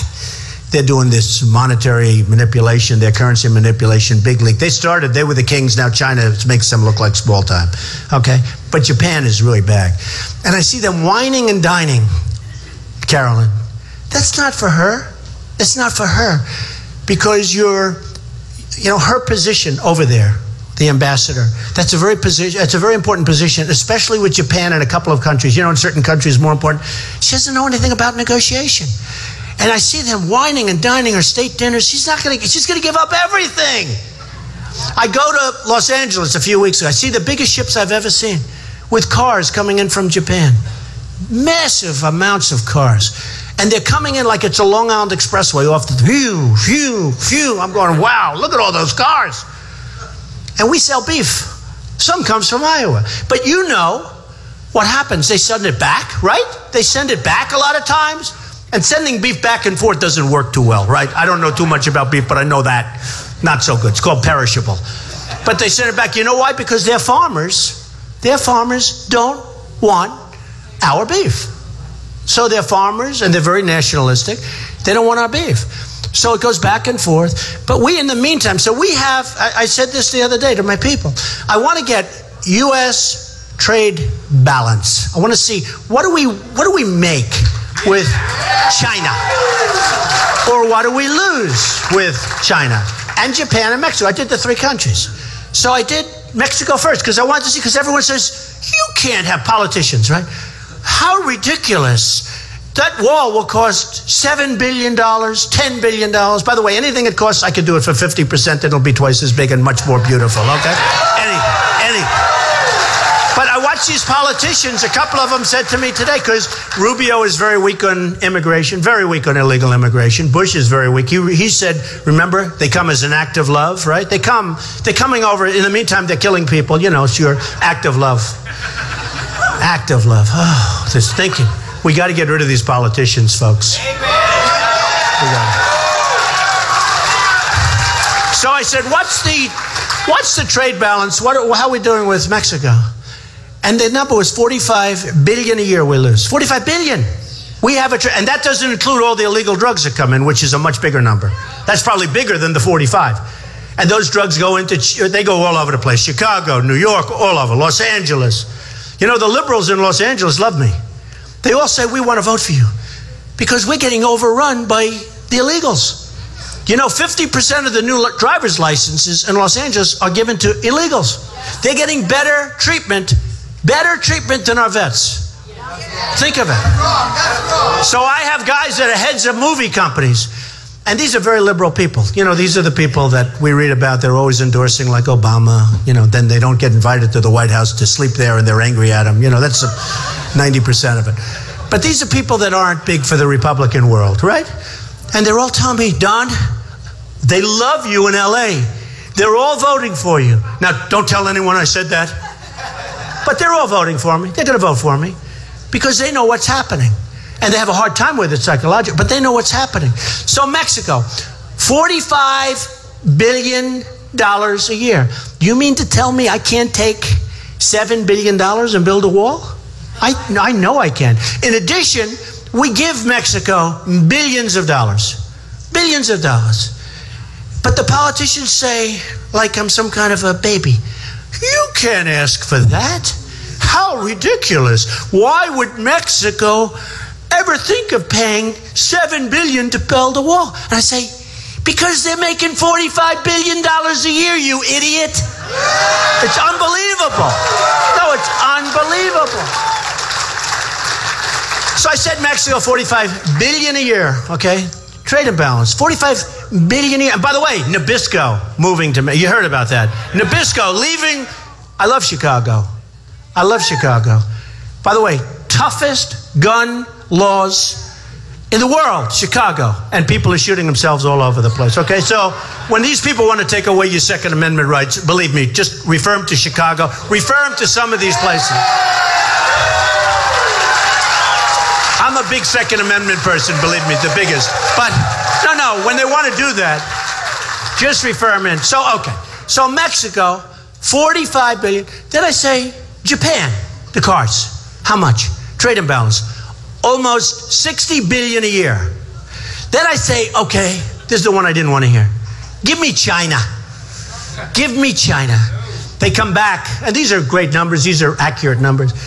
Almost $400 billion a year imbalance. Imbalance.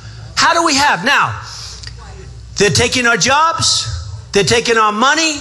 They're taking our base. And we owe them $1.5 trillion. How does that work? That's like, I always say it's like a magic act. It's like a great magic act. We owe them $1.5 trillion. And they're taking our jobs, our money, everything. They're taking hundreds of thousands of jobs out of Iowa and other places. They're taking it.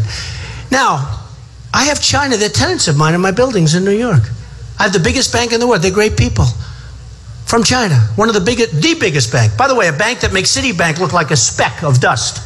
It's so big. I think they have 400 million customers. Think of that. It's the biggest in the world. They're my tenant.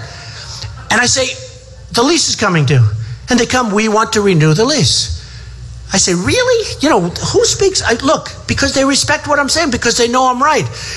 In a magazine, they had a thing, what do the Chinese most want? And one of the top 10 things that they most want, one of the 10 things was anything Trump. You believe it? And because they respect me. It's just respect. It's respect. So we have an imbalance with China of almost $400 billion a year.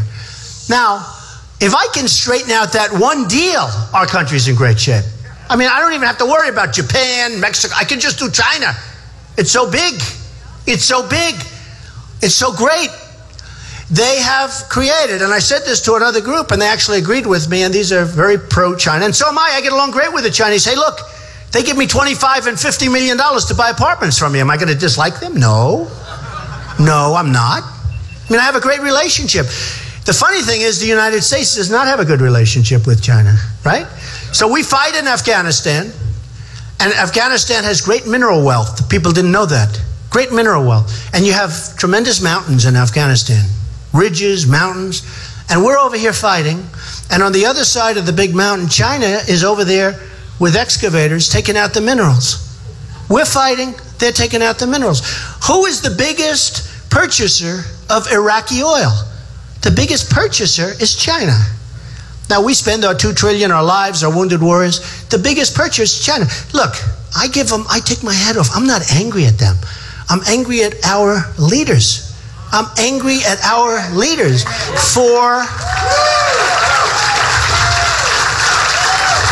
not knowing what's happening. And I'll tell you something. I will bring that down to a point where you'll be very happy, and maybe we'll even make something. And even if we broke even, do you know the difference in our country if we could just be like even? And it's so easy to do. They manipulate their currency. They make it impossible for you folks and businesses to compete. They, by the way, charge taxes all over the place if you're going to send your product in there. We don't. We don't. You know, people talk about free trade. That's not free trade. That's dumb trade. It's dumb trade for us. I'm a free trader. But you need to have people that can represent us properly. I believe in free trade. And all we have to do is say, listen, if you don't bring your currencies up, if you stop because they just did a manipulation, the biggest in the last 2 decades. You read about it 2 weeks ago. Headline. Nobody does anything about it. They devalued their currency the most that they've done, and they've been doing it for a lot. But the last one was a big, because they figure that what we have is we have people and politicians, meaning our leaders, politicians, that are so inundated with other problems between Syria and the Iran deal, which we can't do, and so many other deals, that they've seen this and they are so inundated with so many that we'll be able to devalue the most we've done in 2 decades. 2 decades, that's 20 years. That's after killing us for the last long period of time. That we'll do it and we'll get away with it. And they got away with it. In fact, it wasn't even that big a story. But it means you can't compete. And all we have to do is say, fellas, look, here's the story. We're going to charge you tax coming into the United States. I don't think they'll ever pay it, by the way, because I think they'll behave. But we're going to charge you about a 32% tax coming in. And that's peanuts. We're being very nice at 32%, because what they've done is far greater than 32%. But all of a sudden, I have a friend from China who bought an airplane. Bought an airplane in the United States. He can't get it back to China. I said, why? Because the tax is so big that I refuse to pay it. Now, you don't know that. You don't hear these stories. But with China, we don't charge them anything because we have people that don't have a clue. So with my people, believe me, I have the best. I have the best. You know, I always say, not all of them are nice. Do we care if they're nice? Do we really care? I say it all the time. Some of them are horrible, miserable, beautiful people. You know why they're beautiful? They're beautiful because they're going to do a beautiful job for us, because that's what they do. They're great. They're the best in the world. We have the best negotiators in the world. We have better negotiators than the Persians. We have we have the best in the world, but we don't use them. We use political hacks. We use people that gave campaign contributions, and they get a job in government because they want to work in government. We have people that become ambassadors that shouldn't be ambassadors. And other countries say, wow, this guy really doesn't have a clue. Never been to these countries, doesn't know anything. And these are the people we have.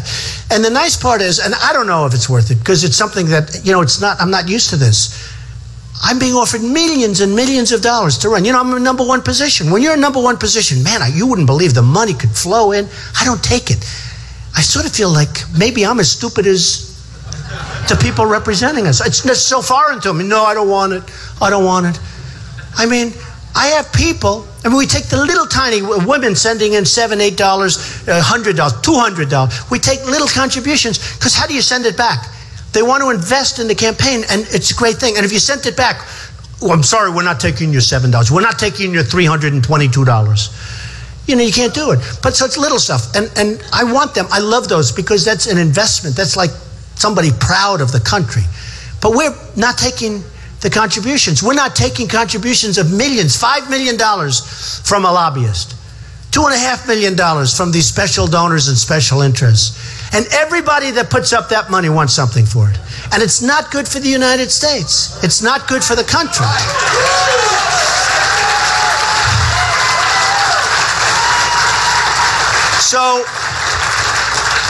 So I'm self-funding. I'm the only one that's self-funding. You know, when you look at Hillary and Jeb and Marco and all of the people, they're all taking tremendous amounts of money. I mean, I had a case. It was a very bad thing. Club for Growth. You know who the growth is? Their wallet. That's the growth. Club for Growth. This group, they say, oh, we're a conservative group. They come up to see me in my office. The guy asked me for $1 million. I said, I never even heard of him. He wants $1 million. I don't mind. I can give him $1 million. But I never heard of the guy. So he comes up. They want $1 million for Club for Growth, a conservative organization. So I'm conservative. I said, well, that's fine. But, you know, and I get it in writing to show you how stupid they are. He puts it in writing, writes me a letter. We'd like him in. We turned them down. They did negative ads on me in Iowa. Do you believe? Did anybody see the ads? They were actually good ads for me. I looked good. You know, I was younger. I really looked. I actually said, I wish I could look like that again. Wow. I didn't realize I was that good looking. No, they gave you these great ads. They said I raised taxes. You know, my tax plan is cutting the hell out of taxes. In fact, if there was any criticism, it was that I cut taxes too much. But they said I raised taxes.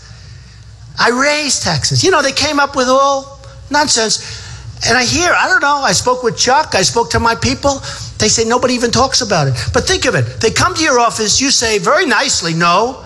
All of a sudden, they come out with a vicious letter they're going to show up. I guarantee you one thing. If I gave them $1 million, there's no ads, there's no nothing. So a lot of cases, when you watch television, and they have $300, $400 million out there, all of them. Not Club for Growth. I think I've really crippled them. I've really hurt them badly. They have been hurt very badly. They have been hurt very badly. In fact, I'm doing a book because Simon & Schuster, great company, came to me. They want me to do a book. You believe this? So I said, I'll do it. And they made a big payment. I'm going to give it to charity, all of it. Big payment, a lot of money. I mean, I feel stupid not doing it, if you want to know the truth. The last thing I wanted to do is a book. But I called the book. You know what it's called? I was going to say, the Make America Great Again book. It's too nice because our country's in trouble. Then I was going to say, Greatness in America. And I said, it's too nice. Then I had a photographer come up. And I said, do you think I should be smiling? And took this beautiful smile. And there was one picture that was just mean. I think he got me in it was a horrible, horrible, mean picture. Like a nasty looking guy, no smum. I'm like this. And then I said, I read something and it was so bad. I said, we're going to call it Crippled America, because that's what it is. It's Crippled America. And we're going to call the book. And I thought I'd have some, Simon & Schuster, big deal, right? The best, the Rolls Royce of the books. And I said, I think they probably won't allow that title to be used because it's a tough title, nasty title. And we're going to call it Crippled America. It's going to come out in 3 or 4 weeks. I'm so proud of it. I worked so hard on it. With everything else, I'm writing books. This was the last thing. But it was a lot of money that's going to go to charity. And frankly, I think the title is amazing. And I used that horrible picture of me. It's a horrible picture. And I talk about our country. I talk about the problems. I talk about the solutions. But the biggest solution is really smart people. That's really, if you get right down, because there's so many things, whether it's trade or military or this or that, there's so many different things. The borders. Dwight Eisenhower was a good man, right? Everybody liked him. They did a big operation years ago, big operation where they moved people out that were here illegally. And it didn't work because they were moving them right over the border and they kept coming back. And then you know what happened? They moved them all the way down south. Hundreds and hundreds of miles away. Nobody ever came back. And nobody said Dwight Eisenhower was a bad person. He was a great humanitarian. He was a great general. But he was our president, and they did it. But we don't do things like that. Today we have Sergeant Bergdahl, a traitor, right? Bergdahl. So Bergdahl, today, Bergdahl was a traitor. 6 people died going after him. He left. He was a traitor. 6 people died going after him. Died. Killed. Young, incredible kids. Unbelievable people. Young people. 6 of them died. Now they get Bergdahl, and what do? They trade one traitor for the 5 guys that they most wanted for the last 10 years. Right? They got the 5 guys, and this is the way we negotiate. And then the other day, I'm hearing, normally, hey, 25 years ago, 50 years ago, 100 years ago, you do what he did, it's bing, and it goes quickly, right? It's called, you're dead. Treason. It's treason. You don't even hear that word. It's treason. So what do we do with Bergdahl? The other day I'm hearing, well, it's unlikely he'll serve any jail time. He wasn't feeling so good. Can you believe this? Can you believe this? Here's a guy who was a traitor where 6 people were killed looking for him. And don't kid yourself, a general and a colonel went to interview the people, the young men and women in his group. And they all knew before they made the deal that he was a traitor. That wasn't like, oh, they made a mistake. I could almost understand that. We made a mistake. I wish we didn't do it. They knew that he left. So why would they make a deal like that? Why would they do it? So they're getting 5 people that they most wanted. We get this guy, and the other day I'm hearing that he probably won't even have to serve jail time. Our country is in serious, serious trouble. And I can only say this, if I get elected president, you are going to be, now, I know, I hear that a lot. I'll say if, because honestly, look, I'm running against a lot of different people, and who knows what happens. But so I have to say if, and I'd like to say when, but I don't want to be too braggadocious. Does that make sense? No. But look, you do. I mean, we have a long way to go. We have actually only 4 months now. Think of it, 4 months until we hit that big day, that special day that, you know where that starts? Right here. Right here. It starts right here. But if I get elected president, I will tell you that you folks, you're going to remember this day, but you folks are going to be so proud of our country. We are going to have so many victories. We're not going to have defeats anymore. We're going to have so many victories. We're going to be run really smartly. We are going to have a country that you're going to be so proud of. We're going to take this country back.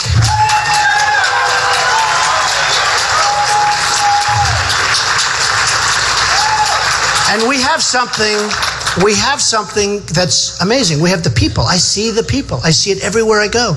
The people are so incredible. So we're going to take this country back. We're going to make America great again. And I say it now, and I've been saying it for the last week, and I see it. I know we can do it. We're going to take it. We're going to make it better than ever before. We can do that. Better than ever before.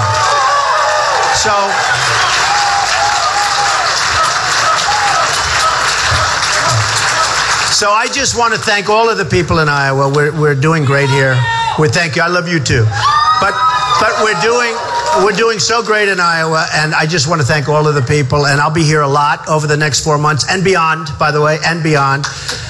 And we're going to do something really, it's going to be a beautiful thing to watch. And it's been a beautiful thing to watch because there is a movement going on. This is not just like people getting together.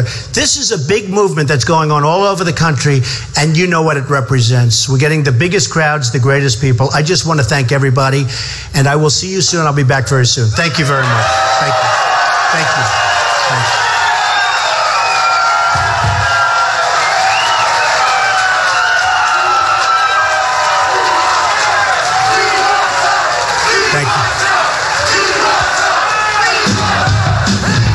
Him still leading the GOP field, and we met in his offices high above Central Park Friday afternoon, just hours after a clearly angry President Obama promised to politicize the issue of gun violence.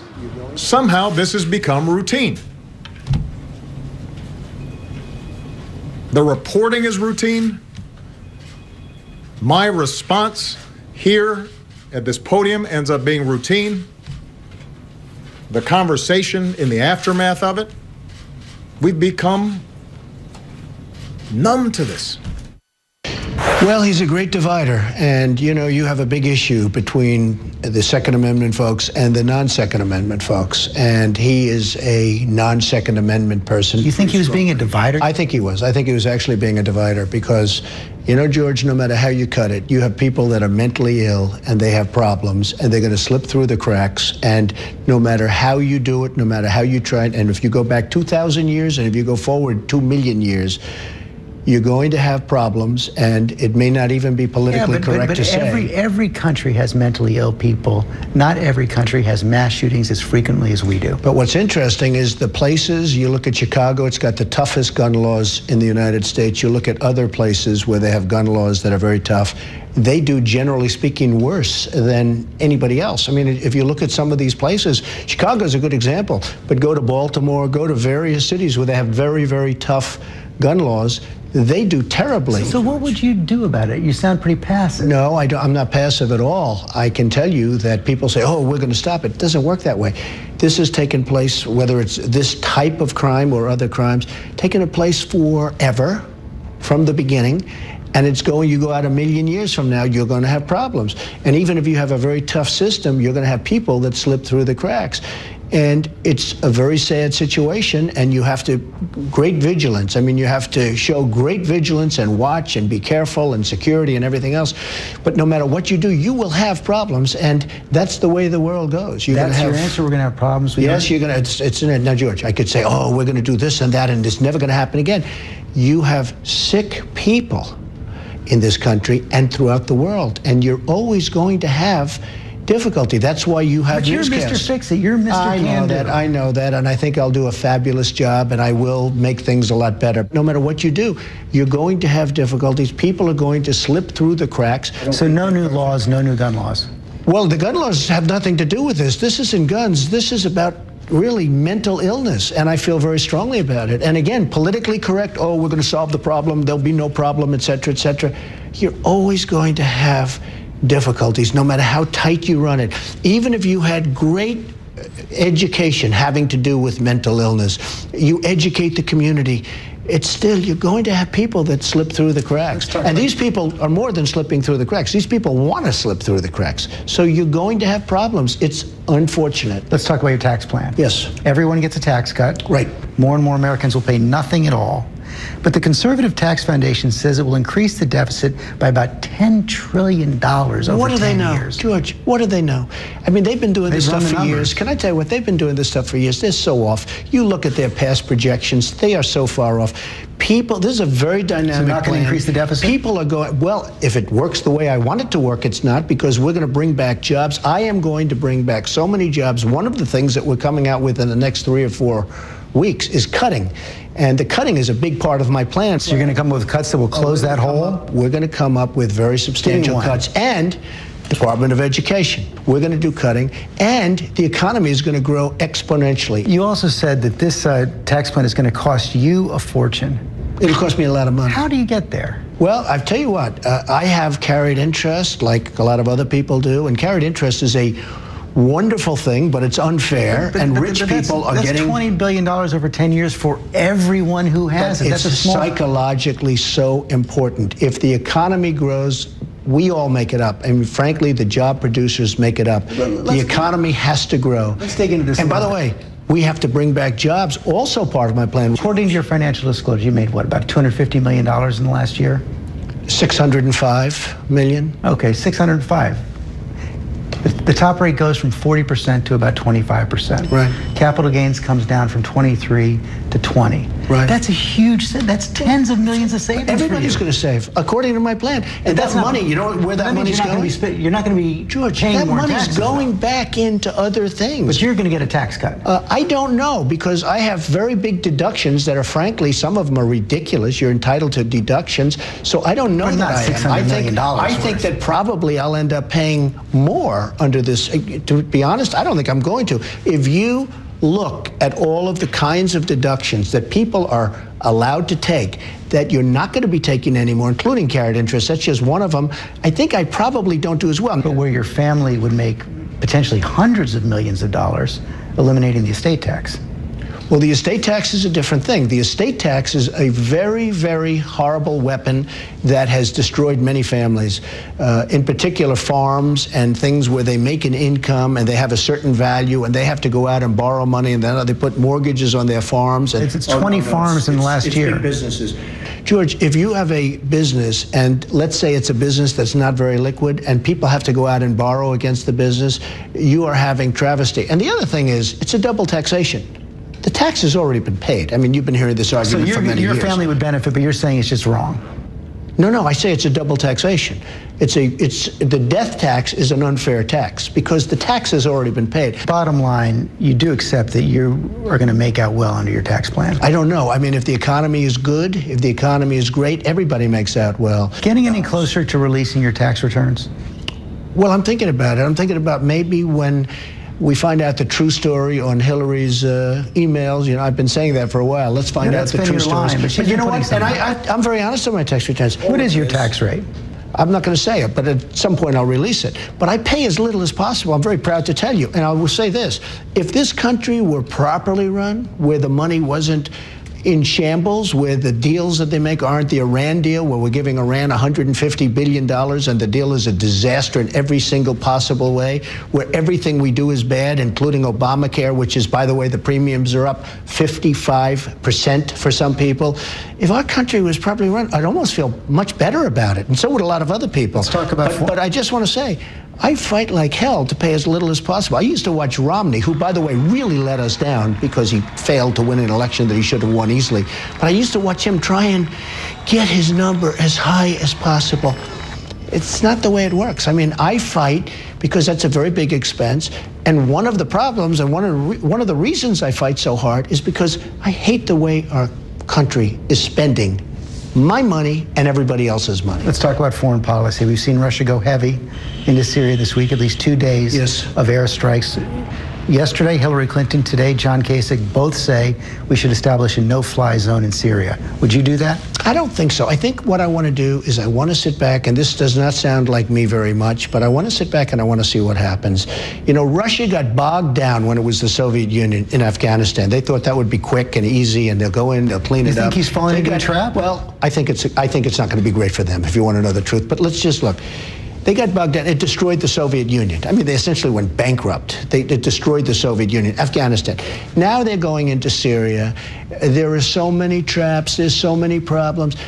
When I heard they were going in to fight ISIS, I said, great. But they're not bombing ISIS. Well, not yet. But they don't want ISIS going into Russia either. So they're not bombing them yet. And the other thing I look at is Assad. Assad's a bad guy, but they're all bad guys. We're supporting rebels. You know, they talk about the Syria Free Rebels. We're supporting rebels. We don't even know who they are. Better the devil you know? Well, I spoke to a general who's very, much on. He said, Mr. Trump, we have no idea who these people are. They may be worse than Assad. So we're going to spend all of this effort, probably have to go against Iran now. I mean, and Iran, we're making Iran rich and powerful. You notice Iran now is coming in with the ground troops. They have $150 billion. All of a sudden, they're rich. The sanctions are gone. Everything's gone. What we've done with Iran is one of the most incompetent things I've ever seen. So now we have this, and we're going to fight for people that we don't even know who they are. Now, if you look at Libya, you look at Gaddafi, you look at what's gone there, you look at Iraq with Saddam Hussein.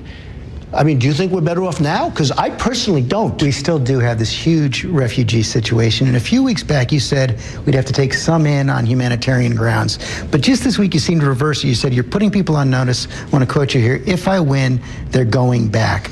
So well, ABC was at my speech the other night in New Hampshire. Totally packed house, 4,000 people. It was a beautiful thing to see. And I gave a very, detailed explanation. And I'm going to give it to you right now.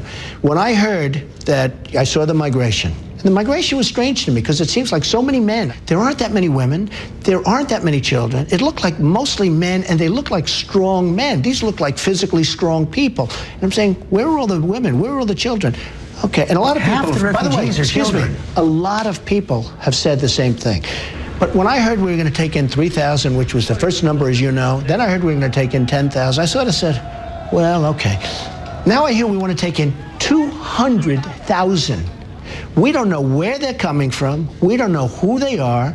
They could be ISIS. It could be the great Trojan horse. I mean, this could be one of the great Trojan horses ever since the original. We don't know where these people, they have no documentation. They have no paperwork. There's no way they can prove where they're coming from. And I'm saying we're going to take in 200,000 people that we have no idea where they come from. And I said, I would absolutely not do it. I have a bigger heart than you do, okay? Believe me, I have a very big heart. And I understand the whole thing with migration. It's a horrible thing. Should have never happened in the first place. We screwed up. This country screwed up the Middle East so badly with breaking up Iraq. We have so destabilized the Middle East. It is a mess. So I said, there's no way they come in. If they do come in, if I win for president, they're going out. And I tell them up front, if I win, now, I may not win, I may not even get the nomination, even though even you will admit I'm leading big league in every poll, but I may not. I mean, a lot of things happen. If I win, they're going back. We are not going to take responsibility. Now, are they ISIS? Probably not, but nobody knows. And many of them, look, they shouldn't take them in. Europe should take some problems. You have the Gulf states. You have Saudi Arabia, you have Bahrain, you have Qatar, you have some of the richest countries. They're not taking any, and they're right there. So we're supposed to take 200,000 people that we have no idea who they are? Just two final questions. Your wife, Melania.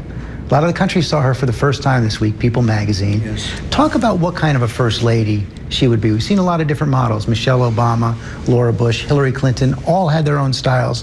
Where does she fit? So Melania is a very beautiful woman, both inside and out. She has got a tremendous heart. She feels so strongly about the women's health issues. In fact, she knows how strongly I feel about that, and she's always pushing me on women's health issues. When Jeb Bush said he's not going to fund women's health issues, that was a terrible, she couldn't believe it.